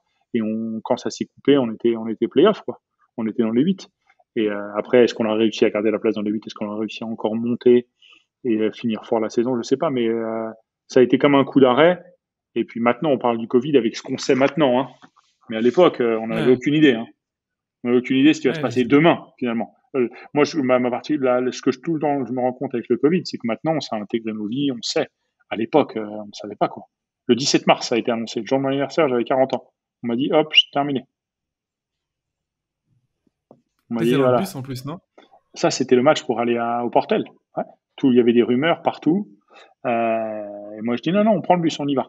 On prend le bus, on y va. Tout le monde dit, ah, peut-être ça va s'arrêter, pas s'arrêter. J'ai dit, stop, fin de la discussion, on prend le bus, on y va. Et parce que je préfère, on arrive au Portel et ils nous disent, vous êtes venus pour rien, vous repartez, plutôt qu'on n'y va pas. Et finalement, ils disent, si, si, un match. Et résultat, on est obligé de Ouais. voyager le jour même. Et puis, Limoges, le Portel, c'est un voyage sympa. Euh, et on arrive à Paris, je reçois un appel de la Ligue, ils disent, non, non, faites demi-tour. C'est fini, il n'y a pas de, on arrête. Donc du coup, une frustration pour toi de qu'est-ce que ça aurait pu être, quoi. Ah, exactement. Sur cette saison-là, oui. Ça a été différent sur l'année d'après, c'est ça? Ouais, l'année d'après, un peu différent. Covid fait que on a eu une saison assez tronquée, des moments où on joue pas. Euh, après, après le départ de Marcus Nelson, pour le coup, ça nous a mis en difficulté. Il s'est avéré qu'au moment de son départ, on avait un match de Coupe d'Europe à jouer. Il fallait un joueur assez vite. Et c'était la période où il y avait les visas 40 jours, je crois, ou 45 jours, si quelqu'un vient des États-Unis par rapport au Covid. Plus Ouais. enfin bref. Donc on a dû prendre un joueur qui était en Europe. On a pris Speedy Smith. Et sur un poste de jeu où on avait des jeunes joueurs comme Cruzel Behurst, il aurait fallu un joueur plus fort, évidemment. C'est un bon joueur, hein, Speedy Smith. Mais il avait les compétences qu'il faut, mais pas au niveau suffisant, quoi. Donc voilà. Ouais. C'était un bon joueur d'appoint, mais pas au point de prendre la suite de ce match Kristen avait d'avant ou de Marcus Nilsson quand il a décidé de partir et de pas revenir. C'est une saison qui est compliquée. Et tu l'as dit, on l'a intégré maintenant, mais ça fait presque irréel maintenant de se rappeler que il y avait des moments où pendant du jour au lendemain, tout d'un coup, parce que le confinement de octobre, je crois, il a été annoncé du jour au lendemain, quoi. Et Mmh. on était reparti. Enfin non, en fait non. Mais en fait, on termine pas la saison parce que vous avez fait quand même un truc incroyable parce que il y a eu d'autres championnats qui ont dit on continue, d'autres championnats qui ont dit on continue pas, et vous avez fait un mélange des deux. Mmh. Qui était de dire on joue, mais en fait on joue les matchs télévisés, donc parfois tu vas pas jouer pendant un mois, puis après si, en fait il faut se réathlétiser, c'était une période de fou.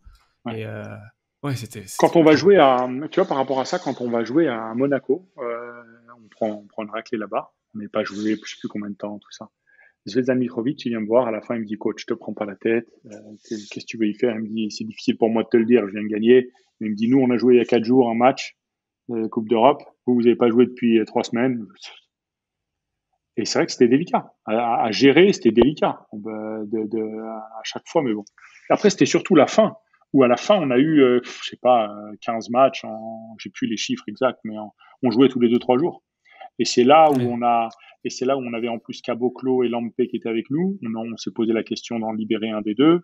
Mais avec le nombre de matchs qu'il y avait en si peu de temps, on s'est dit, si on libère quelqu'un et on joue tous Et les qui a un 3 jours ou blessé. tous les 2 jours et que t'as un blessé, bah, tu te dis, et puis tu peux plus reprendre personne, quoi. Donc on a gardé, et ça a un peu déséquilibré le groupe. Chris Mepomi a pu jouer, c'était une erreur de ma part. Et ça a déséquilibré un peu le groupe parce on était un peu trop, quoi, pour, euh, Ouais. pour, euh, pour arriver à gérer ça. Mais en même temps, libérer un joueur, c'était prendre le risque. Voilà, tu peux plus te retourner. Tu blesses quelqu'un, tu peux plus te retourner. C'est des choix cornéliens hein, parfois. Hein. En tant qu'entraîneur, tu dois prendre des décisions sur des trucs. La bombe de cristal. Faut espérer Ouais, que ça tombe ouais, bien, quoi. ouais, exactement. C'est difficile. Et là, pour le coup, c'est assez fin. c'est assez fin. La gestion de ces situations-là, là, pour le coup, Ouais. c'est quelque chose d'assez à percevoir au quotidien, à quel point le fait d'être un peu trop, ça impacte le groupe ou pas, ça déresponsabilise certains, etc. Hey, et là, c'est une équation, quoi. Donc là, c'est une des inconnues. L'autre inconnue, on en a parlé, c'est le nombre de matchs qu'il peut y avoir. Et puis, une autre partie, c'est que quand on avait une grande partie, nous, avec des Covid, des blessés, donc on a Nicolas Langboutier, qui étaient les deux meilleurs scoreurs largement de l'équipe, un Covid, un blessé. Donc c'est là où on a fait rentrer Caboclo, Lampé, et là, ils ont eu un espace d'expression énorme. Ils arrivent, et puis les joueurs qui scoraient le plus, qui tiraient le plus, sont pas là. Et donc, eux ont un terrain Un d'expression rôle qui est important. grand. Exactement. Et d'un coup, quand tout le monde revient, hop, comment on rééquilibre ça? Et ça demande du temps. Et ça qui est difficile quand tu es entraîneur, c'est qu'à un moment donné, ça demande du temps de rééquilibrer un peu, que tout le monde comprenne que ma part de responsabilité, elle va être un peu inférieure, mais on va être plus dense en termes d'effectifs. Mais ça demande un peu de temps de réajuster ça. Et quand on est entraîneur, le temps, Tu- on n'a jamais beaucoup. Non, non, mais non, ça fait partie du métier. Mais il y a des trucs ça se voit en plus, tu vois, quand t'as des joueurs qui sont ajoutés. Enfin, visuellement, je trouve que ça se voit. C'est un joueur qui est pas intégré. Enfin, c'est, c'est comme une machinerie, quoi. Enfin, tu vois, dans les entreprises, t'ajoutes un logiciel ou t'ajoutes un truc, eh ben, il faut ajouter toutes les liaisons, il faut gérer les erreurs, tu vois. C'est quand t'as un équilibre un peu trouvé. Tu disais tout à l'heure, au tout début, quand tu parlais de formation, tu disais c'est bien de garder les mêmes joueurs sur longtemps parce que t'arrives à construire. Euh, Parfois, cette construction-là avec des joueurs, la construction d'équipe, elle est encore plus compliquée. Réussir à trouver un équilibre un peu fragile, et tu touches un truc, parfois ça peut être une blessure, ça peut être un nouveau joueur. Enfin, c'est, c'est, c'est des Ah, problèmes de exactement. fou, quoi. C'est une vie de fou d'être entraîneur. C'est une Ah, vie de exactement. malade. Après, après c'est addictif, hein. C'est addictif, hein. Oui, Moi, je vois, j'imagine. moi, Ouais. ouais, j'adore. Pour le coup, même si c'est difficile, même si, alors, qui plus est, dans un contexte comme Limoges, tout ça, où le niveau des attentes, la pression, les enjeux, tout ça, mais c'est addictif. Sans problème à refaire, je ferai, voilà, j'adore. Ça me plaît, ça me passionne, j'ai l'impression d'y être bon, donc, et d'avoir Puis il toujours paraît envie que, d'apprendre. et ça on y reviendra, parce que je pense que c'est super important. Mais on dit souvent que t'es pas un vrai entraîneur tant que tu t'es pas fait virer. Toi, jusque-là, t'étais passé entre les gouttes. T'étais pas un vrai entraîneur, quoi. Il te manquait ça Ouais. pour avoir À ce qui paraît, le ouais. vrai entraîneur, soi-disant. À ce qui paraît, à ce qui paraît, c'est ça. Et pourtant, ça s'est joué juste à la fin, hein, parce que on perd le seul moment de la saison où on a perdu 3 matchs de suite, c'est les 3 derniers uniquement. Et, Ouais. c'est là que la décision, voilà, elle a été prise. Mais, euh, mais, euh, mais sinon, ouais, c'est l'adage que tout le monde dit, donc c'est bon. A priori, j'ai validé. Non, mais bon, sans parler du processus, parce qu'il n'y a pas forcément besoin de rentrer dans les détails, et puis même, il y a des trucs voilà, qui restent, je pense, en toi. Mais c'est une occasion aussi pour toi, et donc tu parlais tout à l'heure bah voilà, d'aller picorer des trucs, et quand tu es dans ta saison, c'est compliqué d'aller voir comment les autres y travaillent, tu vois. Et là, tu avais vraiment le moment, en plus le Covid se rouvre et tout. Enfin, le Covid se rouvre, ça veut rien dire comme phrase, mais tu vois ce que je veux dire. Tu peux Mmh. commencer à revoyager, il y a des matchs qui commencent où tu peux. Voilà, tu as pu en profiter au niveau de timing pour aller faire le tour le tour d'Europe quasiment.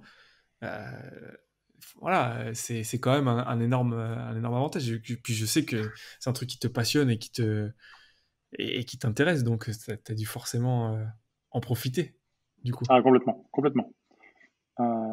Déjà l'été aux États-Unis, j'ai fait Utah, ils m'ont invité. J'ai fait 3 semaines là-bas avec eux, à Utah pour la Summer League, et puis après on est parti à Las Vegas. Faut le faire, je pense qu'il faut le faire. C'est énorme, hein, la Summer League de Utah, c'est top parce qu'il y a peu d'équipes, il n'y a que 4 équipes, donc il y a des entraînements, etc. Après, dès qu'on va à Las Vegas, C'est la foire. c'est monstrueux. 30 équipes au même Ouais. endroit. les staffs, les scouts, les GM, etc. Et en parallèle de ça, Quinn Snyder avec Utah, il voulait qu'on organise un clinique finalement. Des Et donc, conférences. Ouais. ouais, exactement. Donc, on a fait ça. Non, c'était top. Top, top. Et puis après, je suis parti, j'ai fait un trip en Espagne. J'ai fait Barça, Manresa avec Pedro Martinez, exceptionnel à voir au quotidien, de simplicité, dans les contenus d'entraînement, tout ça, vraiment, vraiment bien. Je suis pas surpris de leur parcours en Espagne et en BCL. Euh, je suis allé voir Badalone, Carles Duran, la manière de jouer complètement différente de ce qu'on peut percevoir nous en France. Vraiment Badalone, quoi. Le style de jeu d'entraînement Badalone. La J'ai été culture. à exactement à Fuenlabrada et puis Barcelone. Et puis Madrid, pardon, le Real. J'ai vu 2 fois le Real jouer. Ouais, super. Riche. Après, j'ai fait quoi? Après, je suis parti à Milan. Parti voir Messina, ouais, les entraînements. Il y avait le match contre Scariolo avec Bologne. Ouais, ça, c'est les voyages. Je suis retourné en Espagne, là, dernièrement, au Final Four à l'ABCL à Bilbao. Ouais, c'est ça. Et puis après, j'ai été voir des matchs un peu partout, des cliniques. Ouais, voilà, quelques voyages. Comment t'abordes ce genre de truc? Alors, quand tu vas voir un coach, par exemple, en sachant que bah, toi, tu as tes idées, le coach, lui, il a ses idées, enfin, voir comment la personne fonctionne, c'est forcément intéressant. Mais dans quelle démarche, toi, t'y vas? C'est-à-dire que c'est pour comprendre comment il fonctionne, c'est pour essayer de voir comment ce qu'il fait, tu pourrais l'adapter. Tu vois, comment t'arrives, avec quel objectif t'arrives dans ce genre de situation? Pour moi, c'est comprendre le pourquoi. C'est ça le cœur. C'est les raisons pour lesquelles il fait ce qu'il fait. Voilà. Pour moi, c'est ça le cœur. Le cœur, c'est ça. Et parce que on peut jouer le basket de tonnes de manières différentes. Le Final Four, on fait une parenthèse de à Bilbao, c'est la bonne explication. Tenerife, c'est super old school. En NBA, ils disent space and space. Donc l'idée Ouais. de jouer à un rythme rapide et avec beaucoup de spacing. Voilà,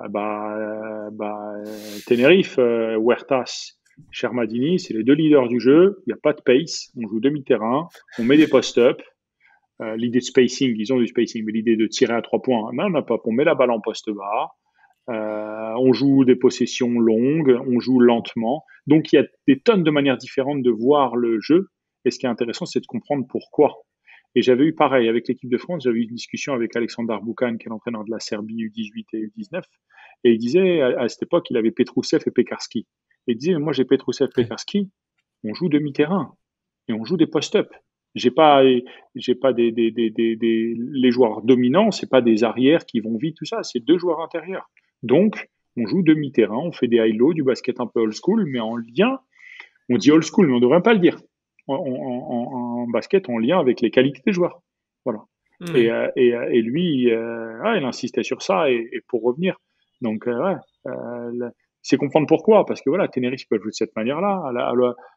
Pedro Martinez avec Manresa, il traverse le terrain à 2000 à l'heure, mais parce qu'il a Bako et Sima qui sont 2 joueurs intérieurs ultra mobiles. Aussi parce que c'est un souhait de sa part. Donc après, c'est là qu'on passe à autre chose. Ils construisent des équipes en lien avec ce en quoi ils croient en tant qu'entraîneur. Et ça, c'est important. Ouais. Et après, c'est de s'ajuster parce qu'il y a toujours des ajustements nécessaires. Donc ce que je vais chercher, c'est vraiment ça, comprendre le pourquoi des choses, pourquoi ils font ce qu'ils font. Et après, je Mais ça, rajoute des choses dans ma manière de concevoir le jeu. ouais. La boîte à outils. Exactement. Mais, mais tu vois, tu parles de Pedro Martinez, de l'adaptation. Bon, on a fait une vidéo dessus, donc moi je m'y suis intéressé concrètement. Tu vois qu'il fait différemment que ce qu'il a fait avant, parce que il faut s'adapter aux joueurs. Mais il y a une partie qui est intéressante, où toi tu arrives avec ta philosophie. Tu es obligé de t'adapter un petit peu aux joueurs. Quand tu es dans un nouveau club, je parle, hein, tu vois, je prends l'exemple de Saras, parce que je pense qu'il est parlant. Il est arrivé à Barcelone, tu sens qu'il s'est un peu adapté à l'équipe aussi, tu vois, au début. Parce que, voilà, mais t'arrives quand même avec tes principes. Mais il faut quand même t'adapter aux joueurs, il faut trouver où placer le bon curseur, quoi. Et puis petit à petit, et ben, l'intersaison d'après, ok, bah, lui, il me convient pas, lui me convient, tac, et puis t'ajoutes les pièces. Mais en même temps, si tu t'es trop adapté au jeu, aux joueurs que tu avais avant, bah, c'est difficile aussi de construire sur le futur. Trouver le right balance, l'équilibre parfait entre ta vision à toi du jeu et ce que tes joueurs ils sont capables de faire, c'est un vrai euh, exercice de style. dans lesquels il faut être capable d'exceller. C'est pas à la portée de tout le monde, quoi. Ah, complètement. Et avec Manresa, j'ai vu plusieurs entraînements, on a discuté. Et ouais, c'est ouais, pertinent de voir. Il prend Shima Monuke, qui est un joueur avec plein d'énergie, à qui il faut laisser un terrain d'expression un peu large parce il a, il est, il a des compétences dans plein de domaines, mais il faut qu'il ait voilà, de l'ouverture, quoi. Oui. Et lui, il lui laisse. Tu sens que pas de problème. Je l'ai pris. C'est pas pour le brider dans qui il est. Pareil avec Ouais. Sylvain Francisco, qui a besoin pareil. C'est pas Dani Pérez, Francisco. Il a des capacités à scorer après dribble, à jouer des 1 contre 1, à jouer du jeu rapide. C'est moins chirurgical, mais il le laisse s'exprimer. Il le fait rentrer une première fois, il est moins bon, il le fait sortir. Il le fait rentrer, mais il le fait jouer sur le poste 2. Si la première fois c'était en poste 1, s'il est moins bon, il le fait sortir, il le relancera après. Mais l'idée de dire, ouais, le laisser évoluer comme il sait faire. Et ça, c'était ouais, bluffant à voir aux entraînements, à quel point très strict sur des manières, des aspects du jeu, et d'autres points où non, non, ça c'est qui vous êtes et pas de problème. De la même façon de trouver un équilibre, comme je disais avant, entre ta philosophie et le talent des joueurs, trouver le bon équilibre entre ça, je vais forcer et on va travailler sur ça parce que je pense que c'est important, même si toi, c'est pas forcément ta tasse de thé, et ça, toi, je vais te laisser t'exprimer. Là aussi, encore une fois, trouver le bon endroit, c'est un exercice de style et ça dépend aussi des personnalités des gens. Et pour ça, il faut le pourquoi ils font ça. Tu dois aussi, toi, l'entraîneur, l'appliquer à pourquoi mes joueurs ils sont comme ça, pourquoi ils réfléchissent comme ça, essayer de comprendre la personnalité aussi pour pouvoir savoir sur quel bouton tu peux jouer, quoi.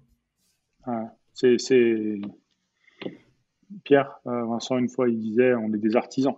C'est-à-dire que voilà, en chaque année, il faut ajuster un peu plus là, un peu moins là, et ça, c'est en lien avec l'effectif. Et c'est ça en même temps qui est super passionnant dans le jeu. C'est ça. C'est d'arriver Ouais. à cette subtilité-là d'utiliser les qualités des joueurs. Le but, c'est de maximiser, c'est d'optimiser. Et si un joueur il a besoin d'un style différent d'un autre, il faut arriver à trouver un moyen d'optimiser et d'aller le mettre dans une situation où il est bon. Parce que c'est du sport de haut niveau, donc faut pas penser qu'un joueur il va être très bon dans une expression et même si tu changes un peu, il y sera quand même. Non. S'il a développé une expertise, c'est de ce côté-là. Moi, j'ai eu Nico Lang à Limoges, mais je le connaissais de l'époque Lasvel. Le post-up, il est bon surtout d'un côté par rapport à l'autre. Les tirs, c'est mieux si c'est amené d'une manière que d'une autre. Enfin, il faut arriver à, ouais, à spécifier. Jerry, pareil. Il faut arriver ouais, à ce niveau d'expertise, à ce niveau de précision pour qu'ils soient dans des secteurs où ils sont performants. Et cette réflexion de se demander pourquoi, ce qui est intéressant avec toi, et je voulais qu'on y arrive parce que je pense que c'est un sujet important. Alors en plus, j'ai appris que tu étais devenu coach de, de process communication. Euh, bon, je pourrais faire la définition, mais tu vas certainement le faire beaucoup mieux que moi. Du coup, ma réflexion, c'est pour toi, ta vision à toi, c'est quoi la process communication et pourquoi tu t'y es intéressé, pourquoi tu t'es mis le nez dedans? Je m'y suis mis à Lasvel. Finalement, c'est quoi Processcom? Parce que ces modèles-là, au bout du bout, tu as plein de gens, ils les ont d'une manière complètement intuitive. Souvent, je prends l'exemple, une maman dans un pays pauvre, elle a plusieurs enfants, elle en a un qui fait le mariole dès qu'il réussit quoi que ce soit, il y en a un qui doute de lui, et ben, il y en a un, elle va valoriser n'importe lequel de ses succès, parce qu'elle sait qu'elle perçoit qu'elle a besoin, ce gamin-là, il a besoin d'être valorisé. Et l'autre, au contraire, elle va pas hésiter à être un peu plus exigeante, plus ferme. Voilà, c'est arriver à parler la même langue que la personne qui est en face de soi. Finalement, ces modèles, soit Processcom, comme Colors, MTBI, MBTI, etc., c'est des choses qui peuvent être intuitives pour plein de gens, mais si tu les as pas acquis ces compétences, ces connaissances-là de manière intuitive, et il y a des modèles qui t'aident à les apprendre, et Processcom, ça en fait partie. Voilà.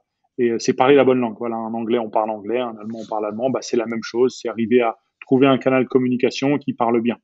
Un Nico Lang, qui est en Processcom, qui a beaucoup d'énergie, travaille au man, il a besoin de repères précis, il a besoin que ce soit factuel, chiffré, et c'est le meilleur moyen de le convaincre.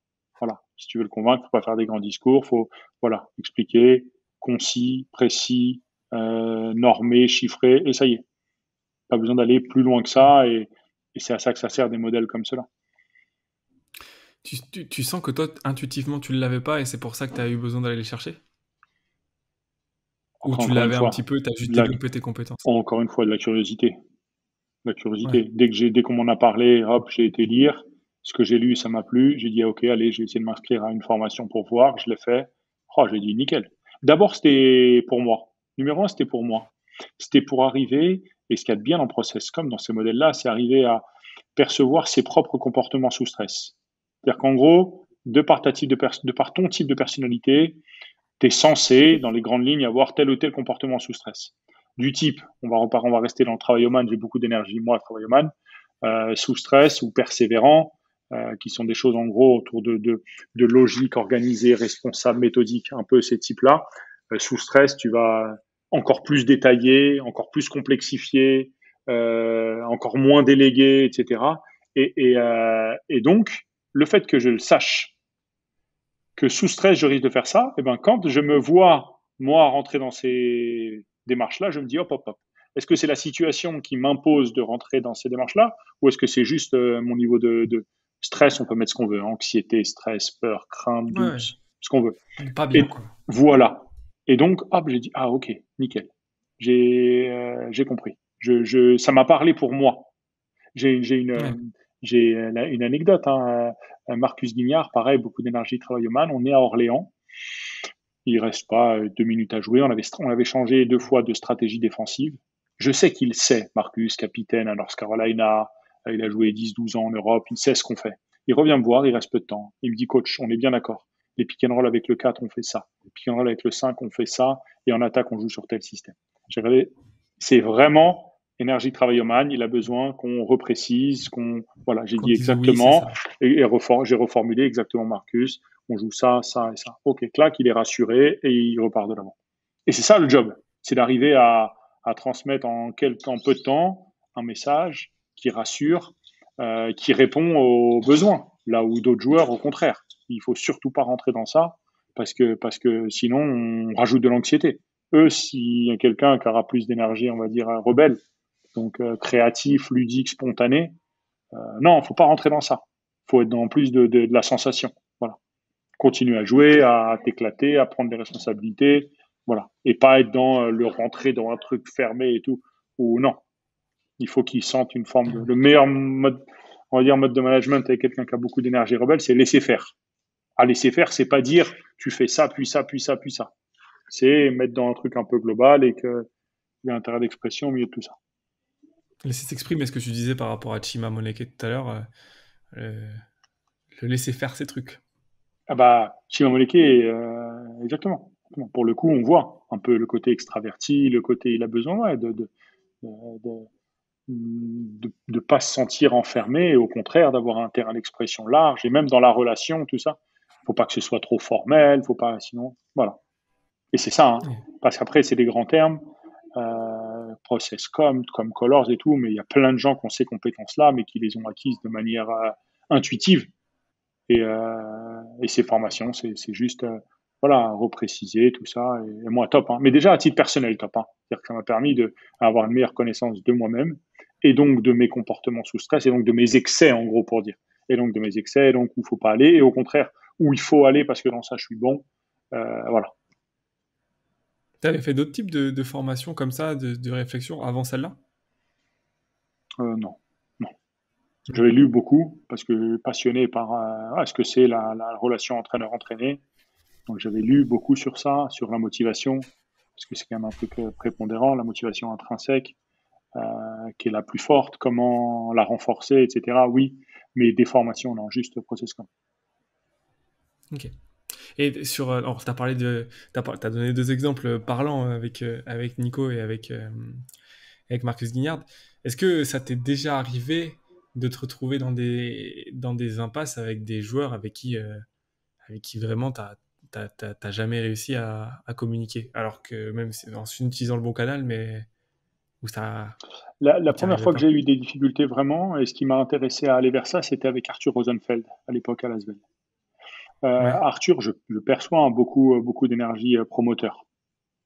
Donc, adaptable, charmeur, de la ressource, du défi, c'est un peu ça qui le motive. Et moi, j'ai peu d'énergie promoteur.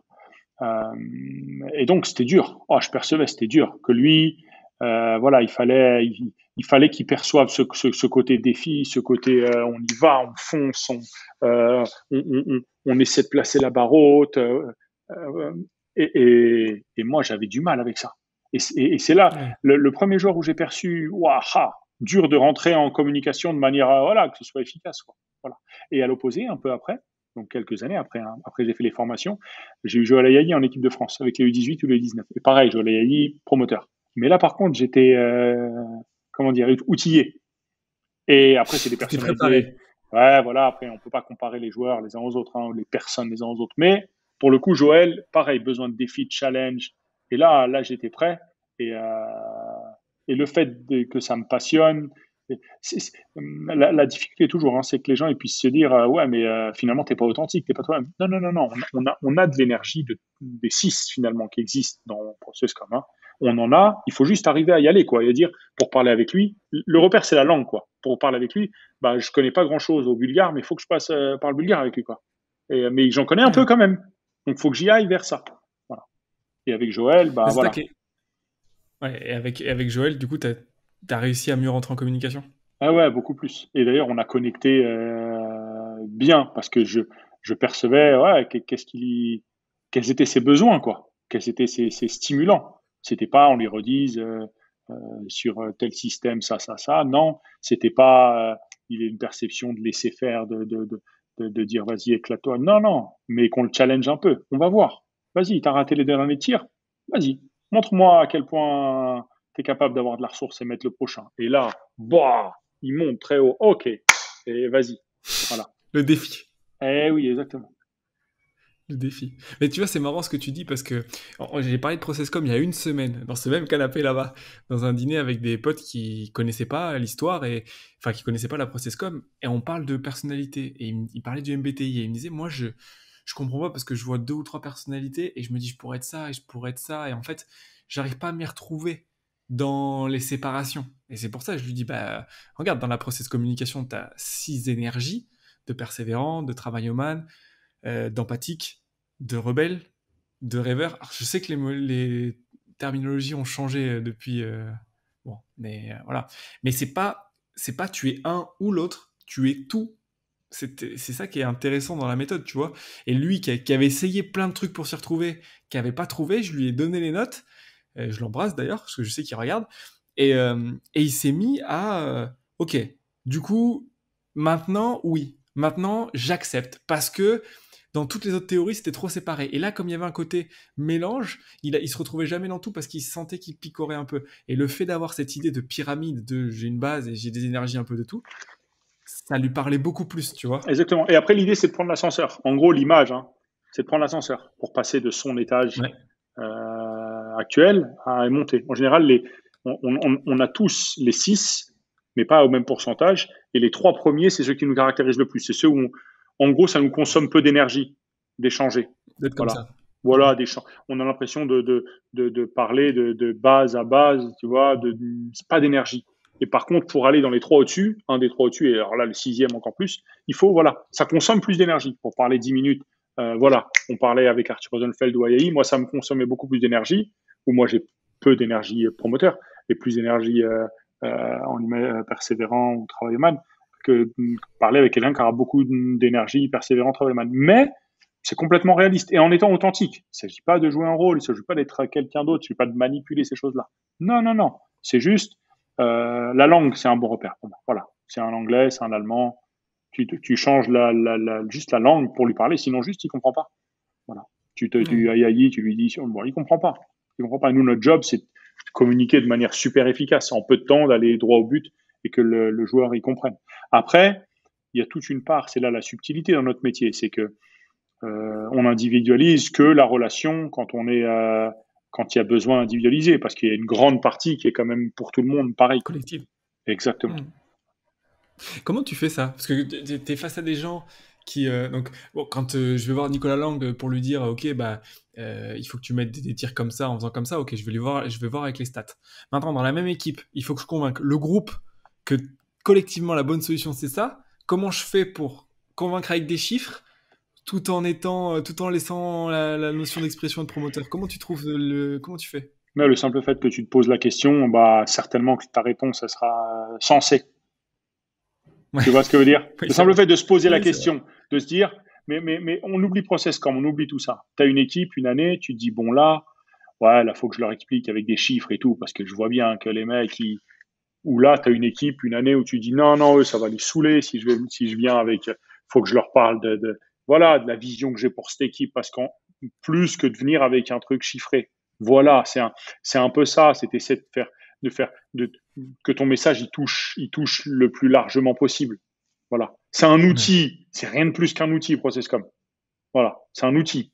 Et, et, et, euh, et ta perception, ça va l'aider un peu, ou du moins ça va ouvrir ça va ouvrir ton champ de réflexion.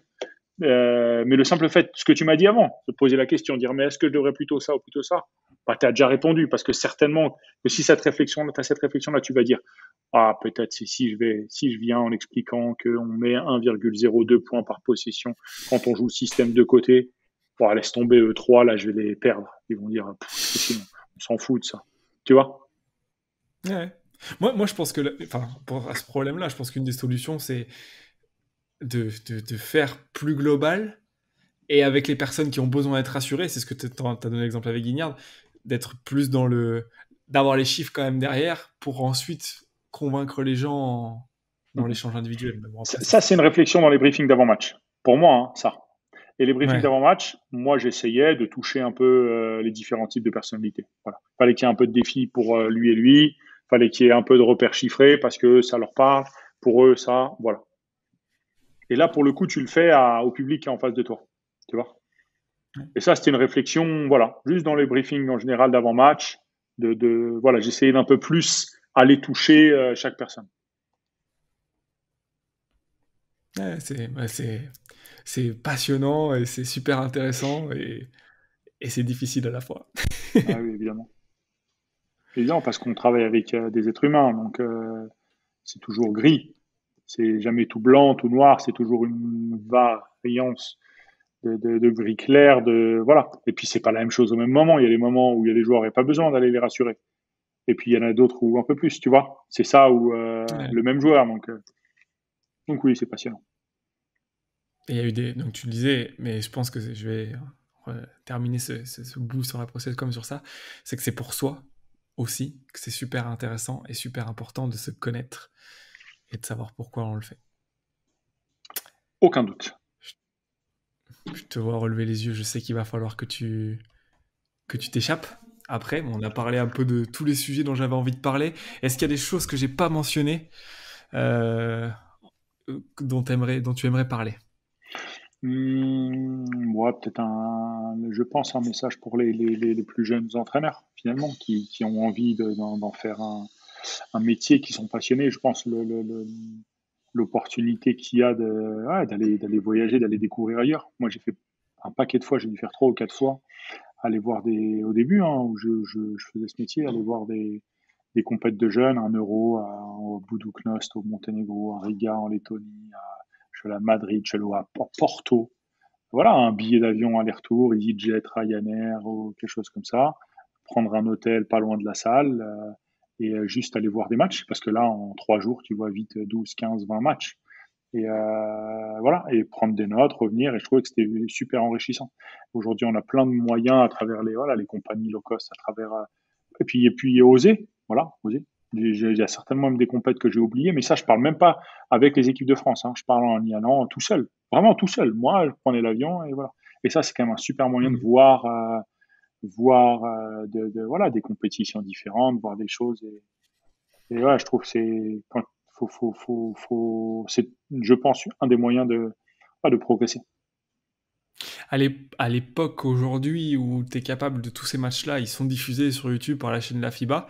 Toi, tu vois un intérêt à regarder sur Internet, c'est une chose, mais dans la salle, c'est autre chose. Mais oui, ça n'a rien à voir. incomparable. Tu Mm. vois Ouais.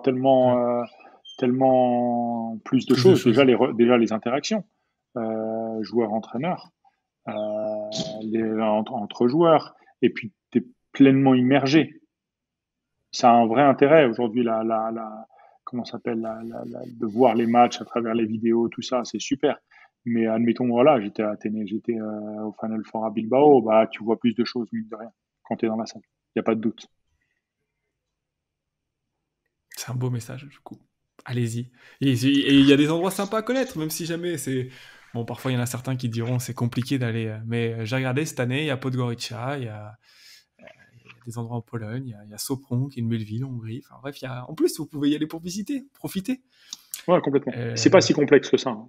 Après, une fois qu'on est sur place de nos jours, non, les taxis, les c'est jamais réservations, plein, il y a toujours la ouais, place, exactement. c'est pas cher. Enfin, non, non. Moi, j'en ai fait aussi, et c'est vraiment super.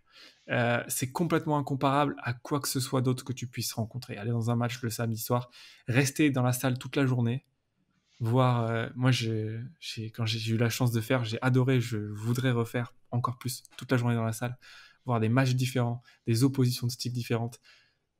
C'est un moment où ton esprit peut Exactement. C'est voguer. pas sans raison que tous les scouts et toutes les franchises NBA elles y vont. Moi, je me rappelle à l'Euro U16 où Nilikina, qui joue en ce moment là, qui joue bien d'ailleurs, quoi, beaucoup dans les matchs importants. Et il a gagné l'Euro U16 en Lettonie. Voilà, Ah, les gars? j'y étais dans la salle, une petite salle en plus où il gagne la finale contre la Lettonie. Voilà, c'est une belle manière de percevoir un peu le niveau de ces joueurs et de les suivre pour après. Et puis après, ça donne aussi des opportunités parce que c'est là qu'on rencontre des gens. Et le réseau, c'est quand même important dans notre métier. Et l'opportunité d'aller à Utah, et maintenant je suis déjà allé 3 fois, je vais peut-être y retourner cet été une quatrième fois, elle est venue aussi par rapport à ça. Ouais. La différence avec Utah, rapidement, pour toi, c'est l'attention au détail. Le fait qu'ils aient tout est surdimensionné. Ouais, bon, les équipes NBA dans tous les cas. Et puis eux, ils ont un intérêt particulier quand même pour le basket européen. Que ce soit en Ouais. ce moment, ouais, Bogdanovic, Gobert, ils ont avec Joe Ingles, Rubio, enfin, ouais, ils ont une vraie volonté de regarder de près ce qui se passe en Europe. Et donc, fait partie des franchises qui sont les mieux organisées, pas dire les mieux organisées, mais les mieux, qui essaient de faire partie des mieux informés, de suivre un peu partout ce qui se passe. Et puis après, quand on y est là-bas, on voit bien la manière de jouer, c'est très proche. Le training camp de Utah, c'est un training camp d'une équipe d'Euroleague. Voilà, ça, ce serait très proche. C'est pas du tout ce qu'on peut imaginer de certaines autres équipes NBA. Voilà, c'est du jeu européen. Et Ricky Rubio, d'ailleurs, c'est eux qui ont voulu le faire partir ou c'est lui? Tu sais? Alors là, aucune idée. Aucune idée. Ah, Aucune je idée. me suis Mais demandé pourquoi il était parti. probablement que les pourcentages à 3 points après dribble sur les pick and roll avec Gobert qui roll et son pourcentage après dribble qui est pas d'un niveau top joueur NBA, ça les a incités. Parce que pour le coup, Utah, le jeu de pick and roll avec un roller comme Gobert, c'est important. Et si une parade, c'est de juste glisser et de forcer Rubio à tirer, non. Pas Ils intéressant. peuvent. Ah, pour eux, voilà. Je pense que ça, c'est une raison majeure. Et Conley, pour le coup, c'est plus difficile de faire ça. Donc il s'y Correspond plus au retrouve profil plus. recherché. Ah, ouais, exactement. Merci. Merci à toi.